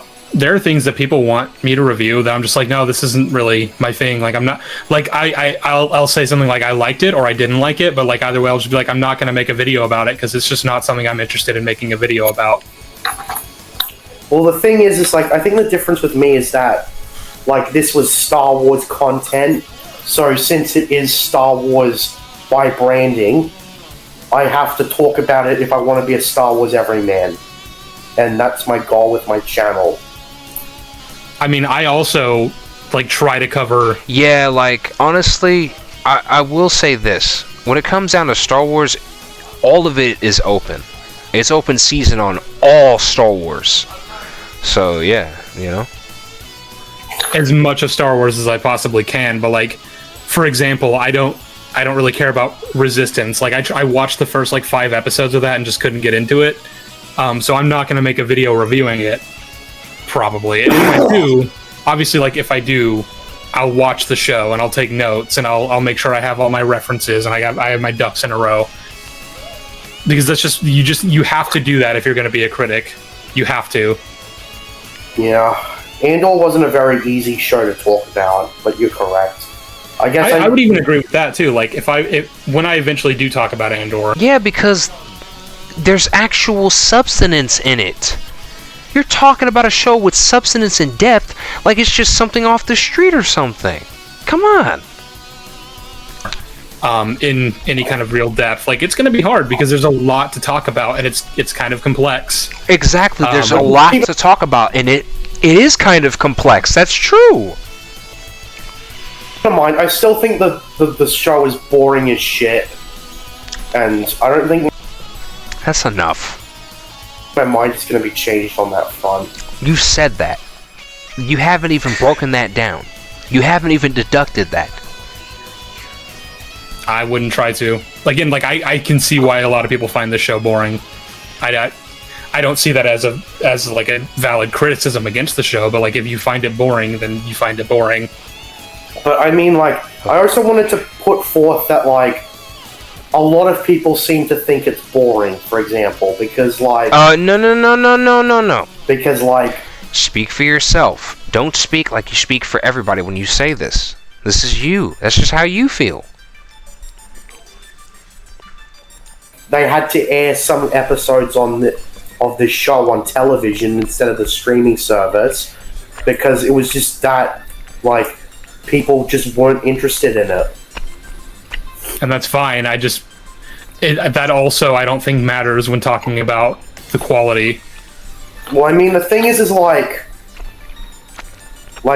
you know, some people might say that, like Solo bombing at the box office, for example, is proof of the fact that Star Wars is losing money and people aren't interested in it anymore because of what Disney's fucking doing.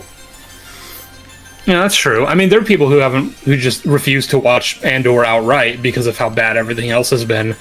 And, you know, the people that I've gotten to watch the show despite that have all come away saying it's really good. So, like, I don't know. I don't know. Like, I do think, to be honest, I do think it's fair if that's your reason for not watching Andor, because if everything else is crap, then why would this magically be good? Like, I kind of understand that mentality, but, like, something, on the other hand, like, not reading the expanded universe because you're too lazy to read, I think that's a different problem altogether. I mean, but do you not see how that's essentially the same thing? Right? Like, not reading the expanded universe because you're too lazy to read is the same as, like, not watching a TV show because, oh, well, you thought it was boring. That is the same thing. Because when you're reading the expanded universe, you keep saying that people are too lazy to read. You are too lazy to watch. How much more effort does it take to read a book or watch something? Come on, man. All of Andor and paying attention, because that means you can't get on people for not reading the expanded universe if you're not paying attention to TV shows like Andor. You just couldn't be fucked to, because you found it boring. And then going on YouTube and making a 40-minute video about it. Well, I mean, it was a 40-minute video, which is short by my standards. Yeah, but it's still a video, like, that made points, theoretically. Well, I mean, like, it was the thing is, like, again, I was obligated, and I was trying my hardest to review it as best as I could, but I just couldn't do it. Okay. Yes. I guess when I was releasing it, I felt like, was I missing something? Well, how's people going to think about this review? But, like, I don't know, like, for some reason, Rogue One is easier to assess, and it's, I don't know, like, Yeah. I will say that it's inoffensive as a Star Wars show, but it was just also boring as shit. Like, anything I criticize it for, beyond it being boring, it doesn't have any impact on anything else besides maybe Rogue One. So, Okay, so can you actually say the show is bad if it doesn't have anything to criticize other than that it's boring? I mean, I guess you could criticize something because there's nothing to it, which is how I But feel there's about it. nothing to it. Like, just because you didn't catch any of it, because you didn't pay attention, doesn't mean that there's nothing to it. What the hell? Did you really just say that stupid shit? What are you talking about? Are you serious? Really? Are you serious right now? Remember, you didn't pay attention to the show. Okay? You didn't pay attention to the show. You didn't watch the show very carefully, so you can't just say that. Come on, man. Oh, sorry, like... Because since you didn't pay attention to the show, you can't just say something like that. Because you weren't even watching the show, you weren't even thoroughly assessing the show itself. Then you're going to just say something like, oh, well, there's not much to it anyway. How would you know if you didn't even pay attention and you were busy playing Tetris? Like, I'm not trying to be rude, I feel like we're talking in circles here. You know, I guess, like, it's all hard to describe because, like... But I always resented, like, how people talk about it like it's some masterpiece, and I don't think it's anything close to a masterpiece. Even with what you're describing about the arcs and stuff, because, like, I don't know, it's just like, it still doesn't look like Star Wars, it doesn't feel like Star Wars, and it, like the story based on what you described could be good, I suppose, but I don't know, something about it just doesn't feel great even based on what you're describing. And I would still argue that it's nowhere close to being peak Star Wars or whatever. I mean, okay, but, like, it not being peak doesn't necessarily mean that it's bad or even not good. Dude, that's so fucking stupid. It is some of the best storytelling ever put to the Star Wars universe.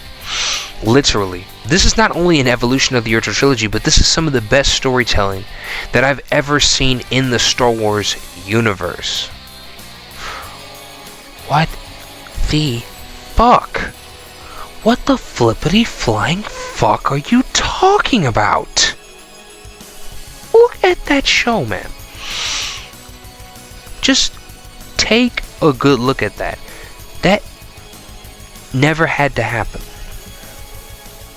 The fact that we even got something like Andor is a fucking Star Warsian miracle. Good. Well, remember what was going on with Star Wars for a while.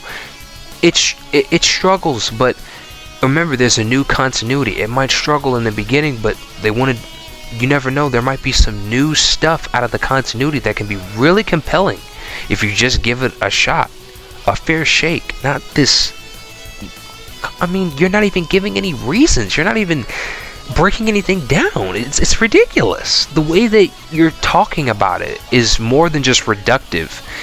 You're just not giving any compelling reasons or anything. You're just like, well, like, I mean, like, I, like, you know, like, what?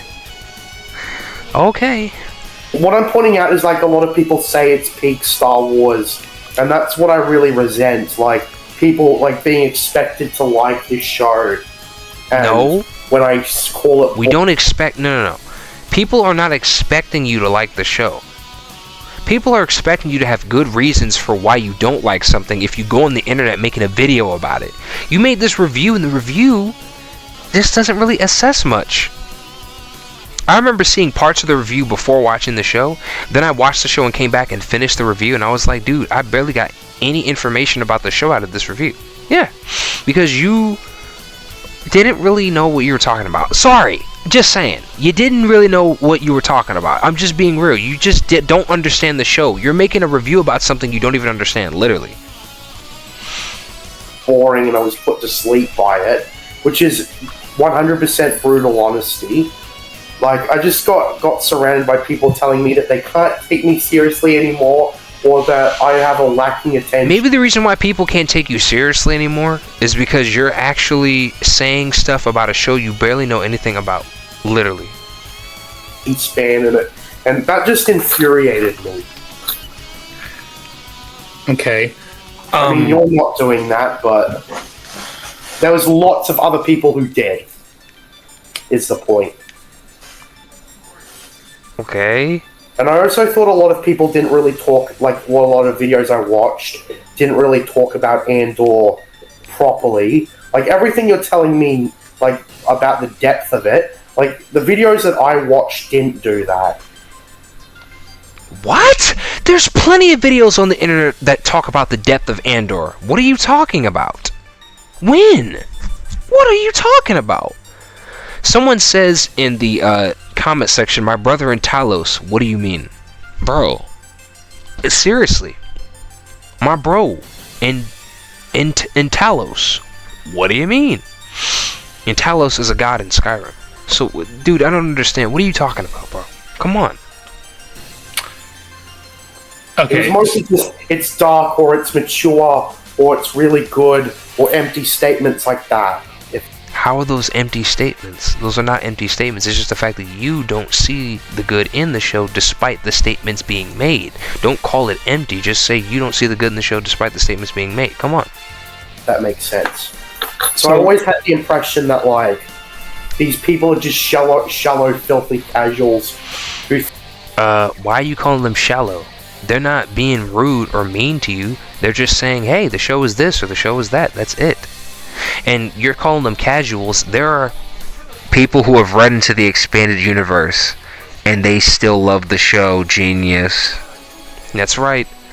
I've read into the expanded universe and I still loved Andor anyway. I prefer... There's a lot of things that I think are really great in the expanded universe that I never see out of Disney, and I'm not a fan of the sequels, and yet I still think Andor is fantastic. I love Tales of the Jedi. It's one of the greatest Star Wars stories of all time. It's phenomenal. I think it's literally probably a borderline masterpiece. But here's the thing. Even though Tales of the Jedi is amazing from Tom Vike, I love Andor. I think Andor is phenomenal. So you can like more than one thing. So you're calling them filthy casuals just because they don't abide by your standards. Really? That's really dumb, bro. I think that Andor is art because they can't read a Star Wars book, which would be probably 100 times better than whatever they're watching. Yeah, and some people have read Star Wars books and they still like Andor, so what's your point?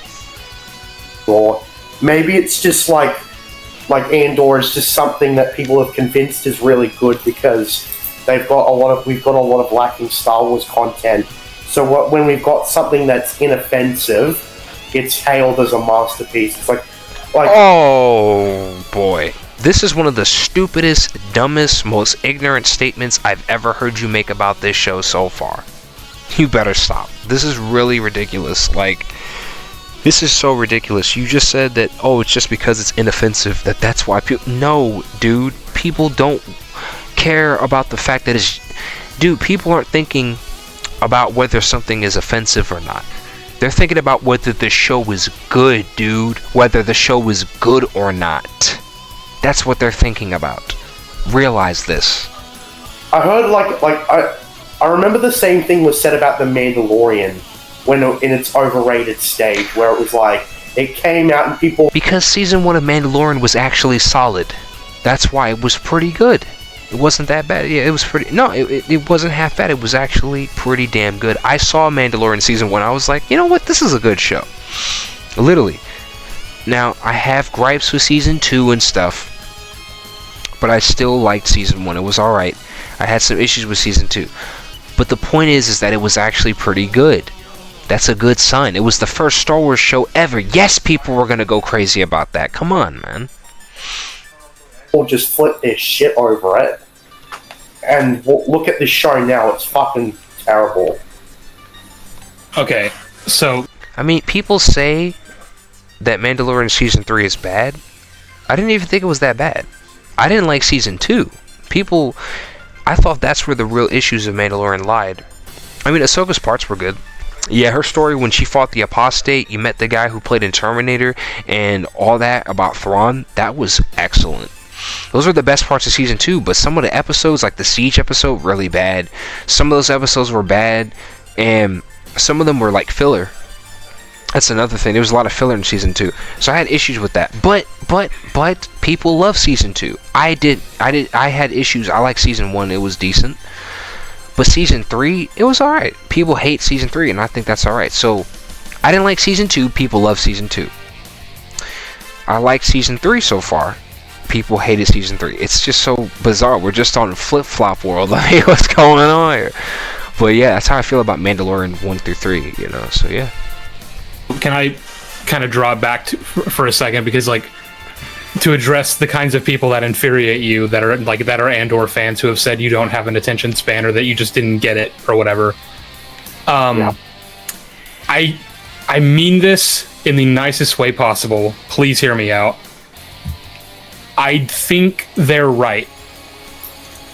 I think that if someone like me or anyone else who says Andor is good or that it is peak Star Wars has that opinion, of course you're welcome to disagree, but how can you really disagree and be like taken seriously if you have not paid attention to the show? If you like it, that's a good point. Like, what makes you look like a complete goofball? What makes people potentially clown you over this? People can clown you for this. Is the fact that you actually came out looking like you look goofy. Come on, you don't even know what you're talking. You came out and said that the show was boring. Oh, this show sucks, everybody. Look, this show sucks. And you didn't even watch the show. You claimed you were playing Tetris while the show. So when you talk, that's how informed you are. That level of informity is what you're talking with. You sound ridiculous, literally, because you didn't even watch it. So you're disagreeing with everybody without even thoroughly watching that same show. They did, you didn't, and yet you want people to take what you're saying seriously. admittedly, just didn't really like catch all of these things that are kind of right there in your face. That you even said in your video that you were playing Tetris on your phone. That was after like an hour or two of trying to watch it straight, and I was like, oh, I can't. So what? You keep watching it till the end. You don't play Tetris. That way you can be just as informed about the show as you possibly can. I get through this thing without... When I first watched The Batman, I didn't like it. I thought it was terrible. I tried to watch the whole movie. I just kept rewatching it over and over. The third time was the charm, because the third time I finally saw it and I was like, you know what, this is actually really good. But here's the thing though. Even if you said after watching it all that time you didn't like it, you would have more of an informed point of view because you actually sat there and watched the whole thing. No one's saying you have to like it, but even if you don't like it, you gotta watch it to thoroughly assess it. That's what I'm saying, bro. Trying to entertain myself, like, make my own fun. Well, but that's my point. You do seem to have a very short attention span, at least when it comes to this show. I don't know if that's the way with everything that you watch or read.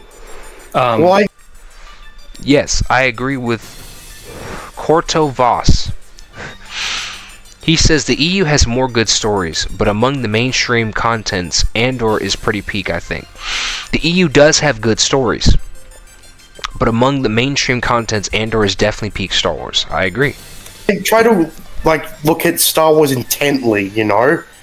So, like, I thought it actually surprised me how much I found Andor boring, because it seemed like it would be like almost Rogue One except it's a television show, and even though I was a little bit bored by Rogue One, it wasn't anywhere near the level of Andor.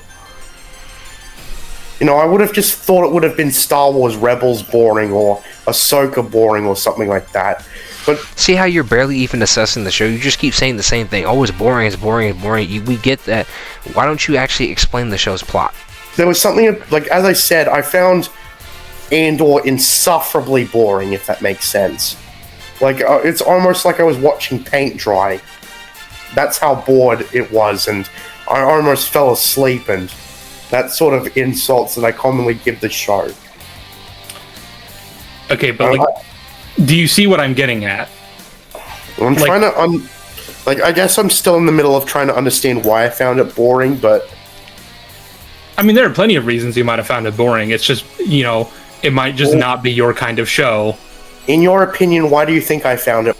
Why do you gotta ask him for his opinion about what you're thinking? That makes no sense. You should already know how you feel about the show. But anyway... boring, based on what I described and what I'm trying to make a case for. Because, like I said, that I thought the presentation was bad, the actors felt like they were bored to be there, and like other stuff that I've said. I mean, that it was slow paced and had scenes that you just didn't think needed to be there. I can see why that would translate to this is boring. I don't agree that that's the case, but obviously I can see why. I can see why a lot of people would find it boring, because it is very slow and it takes its time and it grounds you within the characters and the world and the setting, and isn't just action. I can see why anyone would find that boring. Would Andor have been bad if it had more action scenes, though? It just depends on how they do it. Like something that really frustrates me about a lot of the new Star Wars shows. What, you want more action? I thought you complained about the way that the action was depicted in over the top. Wait, well, okay, okay, here's the thing. A lot of Star Wars fans complain, right? About, like, The Force Awakens, okay, here's the thing, okay. Here's the thing. Let me rephrase this. When it comes down to action, a lot of times in a story, they have something called build-up. Build-up to the action so the action has more weight. So when stories have build-up to the action, this not only gives the action more weight, but it gives the story more flexibility. You know what I'm saying? This happened in Breaking Bad. You saw Breaking Bad, right? How do you see Breaking Bad, then see Andor, and not think, maybe there's a lot of build-up here, right? I gotta pay attention. Is that there are always like these mandatory 1 to 2 action scenes per episode that come out of nowhere. They're not necessary at all, but they want to keep the audience engaged and entertained. So they're just like, boom, let's just have them fight a giant monster. Or, oh no, fuck, these TIE fighters are attacking Bo-Katan and the Mandalorian. Oh no. They don't ever add anything. They're just kind of there to kill 5 minutes. And a show like Andor, it had the amount of action scenes that were necessary to tell the story. It didn't need any more, didn't need any less. So I don't see that it would have been any better or worse, but it could have been worse depending on if they shoehorned in action scenes where they weren't necessary. I'm just wondering though if they could have adjusted the story or changed the story even to accommodate more action scenes and making the thing more naturally entertaining and still being as revered as it is by Andor fans now, and maybe even more people like me. So what? You're saying that if there was more action scenes... One second. You said... Let's see...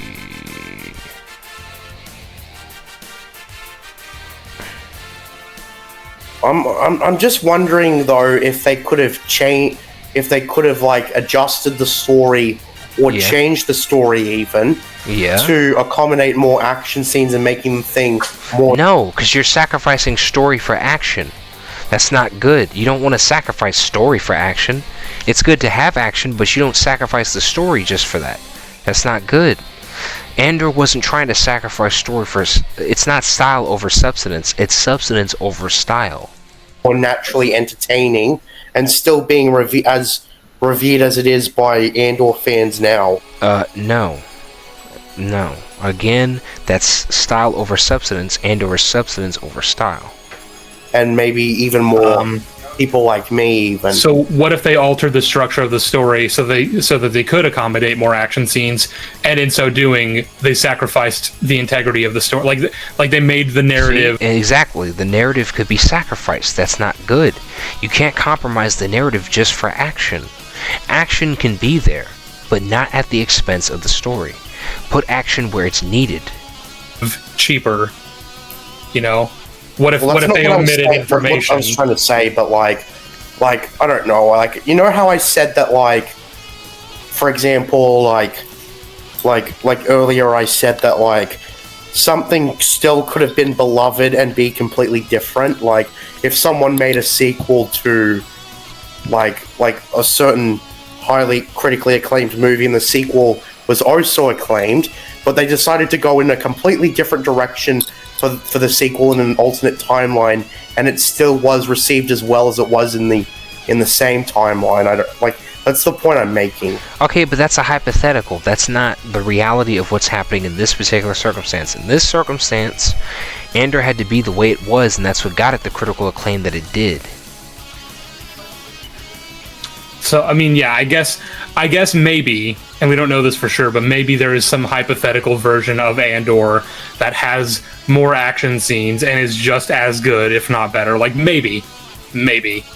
Like, I'm just I crave for a version of that might actually exist in an alternate universe, almost. Like, something that, like can still have complexity, can still have this, it can still have that, but it's actually something I found entertaining. And, like, when I say entertaining, I don't get it. You saw Breaking Bad. Breaking Bad had episodes that had nothing to do with things like that whatsoever. No action. None for episode after episode after episode. Just build up. More build up. Build up. Tension. Weight. Build up. Subtlety. Indirectivity. Next thing you know, boom. How do you see Breaking Bad and then not think with Andor, damn, there's a lot of build-up, there's a lot of tension, let me pay attention here? I don't understand how you don't think like that when you're watching Andor. If you've seen Breaking Bad, it makes no sense. I'm not saying like some alternate universe where I found the show entertaining, but like rather, what do you think me shows going like into Breaking Bad teach you? What do you think shows like Breaking Bad teach you? There is an importance to tension, substance, symbolism, build-up. When you put all these things together, you can craft something spectacular. That's what it's showing you. So Andor takes the realism, the original trilogy's ideological concepts, Star Wars, and it turns it into a more grounded and sophisticated and realistic interpretation of itself. Other universe, watching this alternate show, and I find it And it evolves on the original trilogy's concepts and ideas. entertaining. I don't know what I'm trying to say, but like, Well, it's just like, I don't know, like you could do this with anything. I could be like, oh, they should take Empire Strikes Back and alter it to some arbitrary specification that would make it better. And you'd be like, well, I mean, but did they need to? And I'm just like, no, but they could. I don't know. It's just that, like, the thing is that, like, a lot of people, it's not just me that found Andor too slow and too boring. I know that, but I just don't see that as an issue. I don't know. I'm just thinking, like, couldn't there be a way where, like, Andor fans, Star Wars fans, and the general audience all find Andor to be great or something? I don't know. Like, I'm thinking, like, some sort of, there's, like, something they could have done to make it that way, but they didn't. I guess. Wow. Yeah, I don't know what else to say there, honestly. Like, I don't know, like, I guess it's rough what I'm trying to say, because, you know, like, I wouldn't really change Revenge of the Sith, for example, but, you know, there's already so many stupid rewrites of the film, and it's, like, annoying to me, because it's like, oh, you don't get it. or you're not getting. Okay, so how could you say that but not see that you're doing the same thing to Andor that they did with Revenge of the Sith? That's the same thing. Don't you see that? Don't you see how that's the same thing? The significance of it, but it's like, I mean, guess the thing is like the people who most commonly criticize the prequels like aren't even Star Wars fans to begin with, and they don't care about the complexities of it or any of it, and the way they complain about it, it's very shallow most of the time. Okay, but the way you complained about Andor was lacking big time. Just, oh, it's boring. Not even assessing the plot and the story. So what about the way you're complaining about Andor? You don't see a correlation there? And I'm not trying to say that, I wouldn't use the word shallow. That's the word you used. But I am seeing a correlation between your criticism and other people's criticisms of the prequels. And you see how people complain about the prequels and they say, oh, well, I want to rewrite the prequels, right? People who want to rewrite the prequels, you want to rewrite Andor. That's the same thing. Mm-hmm. Like, I wanted this or I wanted that. Okay, but like, so what's interesting about that is because you keep talking about like what. But you wanted more action, so you're in the boat too. You wanted more action. You said that the first beginning scene needed to be more like the Joker movie. The show could have done differently to appeal to more fans, and I don't ever want to live in a world, and I say this as if we don't already, but I don't ever want to live in a world where we're creating shows that are meant to appease mass audiences rather than actually just tell a good story. Like, it's not going to please everyone, and that's okay as long as it tells a good story. Well,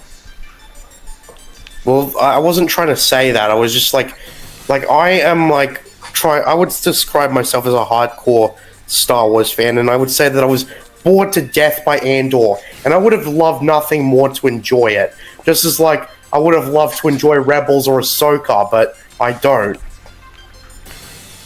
Yeah. Okay.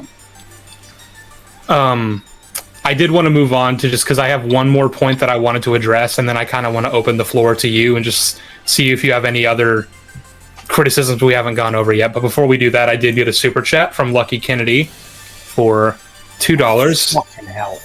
He's addressing you. Hi, JJ. How's it going? I don't want to speak to him because he's just given me so much crap over the past few months. Okay, well, we can move on then. Sorry about that. You said that it was convenient that Kino wasn't able to swim, which I found interesting since that really doesn't affect the story one way or another, but like, you know, because the prison break obviously would have succeeded either way. And I don't know, it's just like these days a lot of people know how to swim, and in the Star Wars galaxy or something, I would have thought... That's not true. There are people who don't know how to swim. What are you talking about? That's been normal through our history, time. Literally, for years and years and years, there are people who don't know how to swim. Everyone does not know how to swim in real life. So in the Star Wars universe, if there's people who don't know how to swim, that makes perfect sense. Like, most people would have learned how to swim by now. I don't know, it's just that's one of the worst criticisms I've ever heard about any show in general. It's really bad. And it makes no sense, man. I'm just going to be real with you. It doesn't even make sense what you're saying here. Me. I can think of plenty of reasons why you wouldn't have learned to swim in the Star Wars galaxy, like up to the age that Kino is. Like, say, living on a desert planet like Tatooine. Probably not a skill that you're going to just learn. But also, like, in the real world, here on Earth, there are a lot of people that I've met personally who are in their adulthood who have just never learned how to swim. Like, exactly. That's just a thing.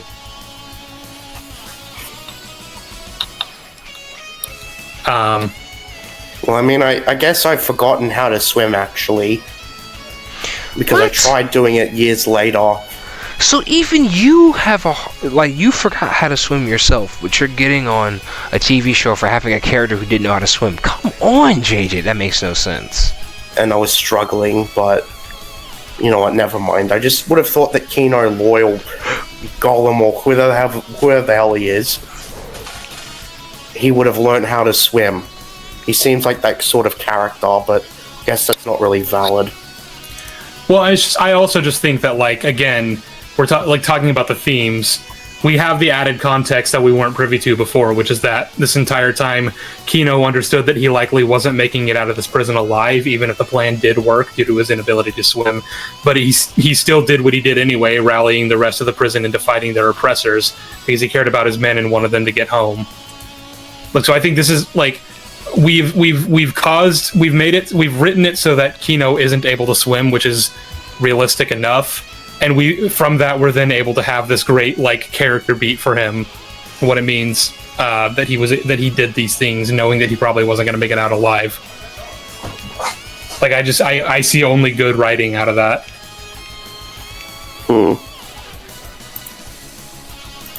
Yeah, I don't think that's really a complaint, I guess, but... Okay. Well, so that was the last point that I wanted to address, so... was there anything else that we haven't got over yet that you wanted to say?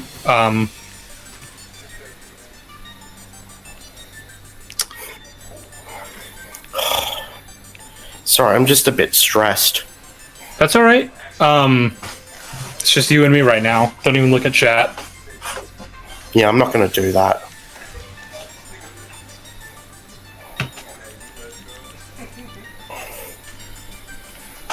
We don't have to keep going either. We can end the stream here if you're comfortable with that. Well, is there anything else you wanted to speak about? Like, is there a note you skipped over? No, I think I covered about everything I wanted to cover. All right. Well, is there anything else that I brought up that maybe we could speak about? Nothing I can think of that we haven't already kind of gone over at length.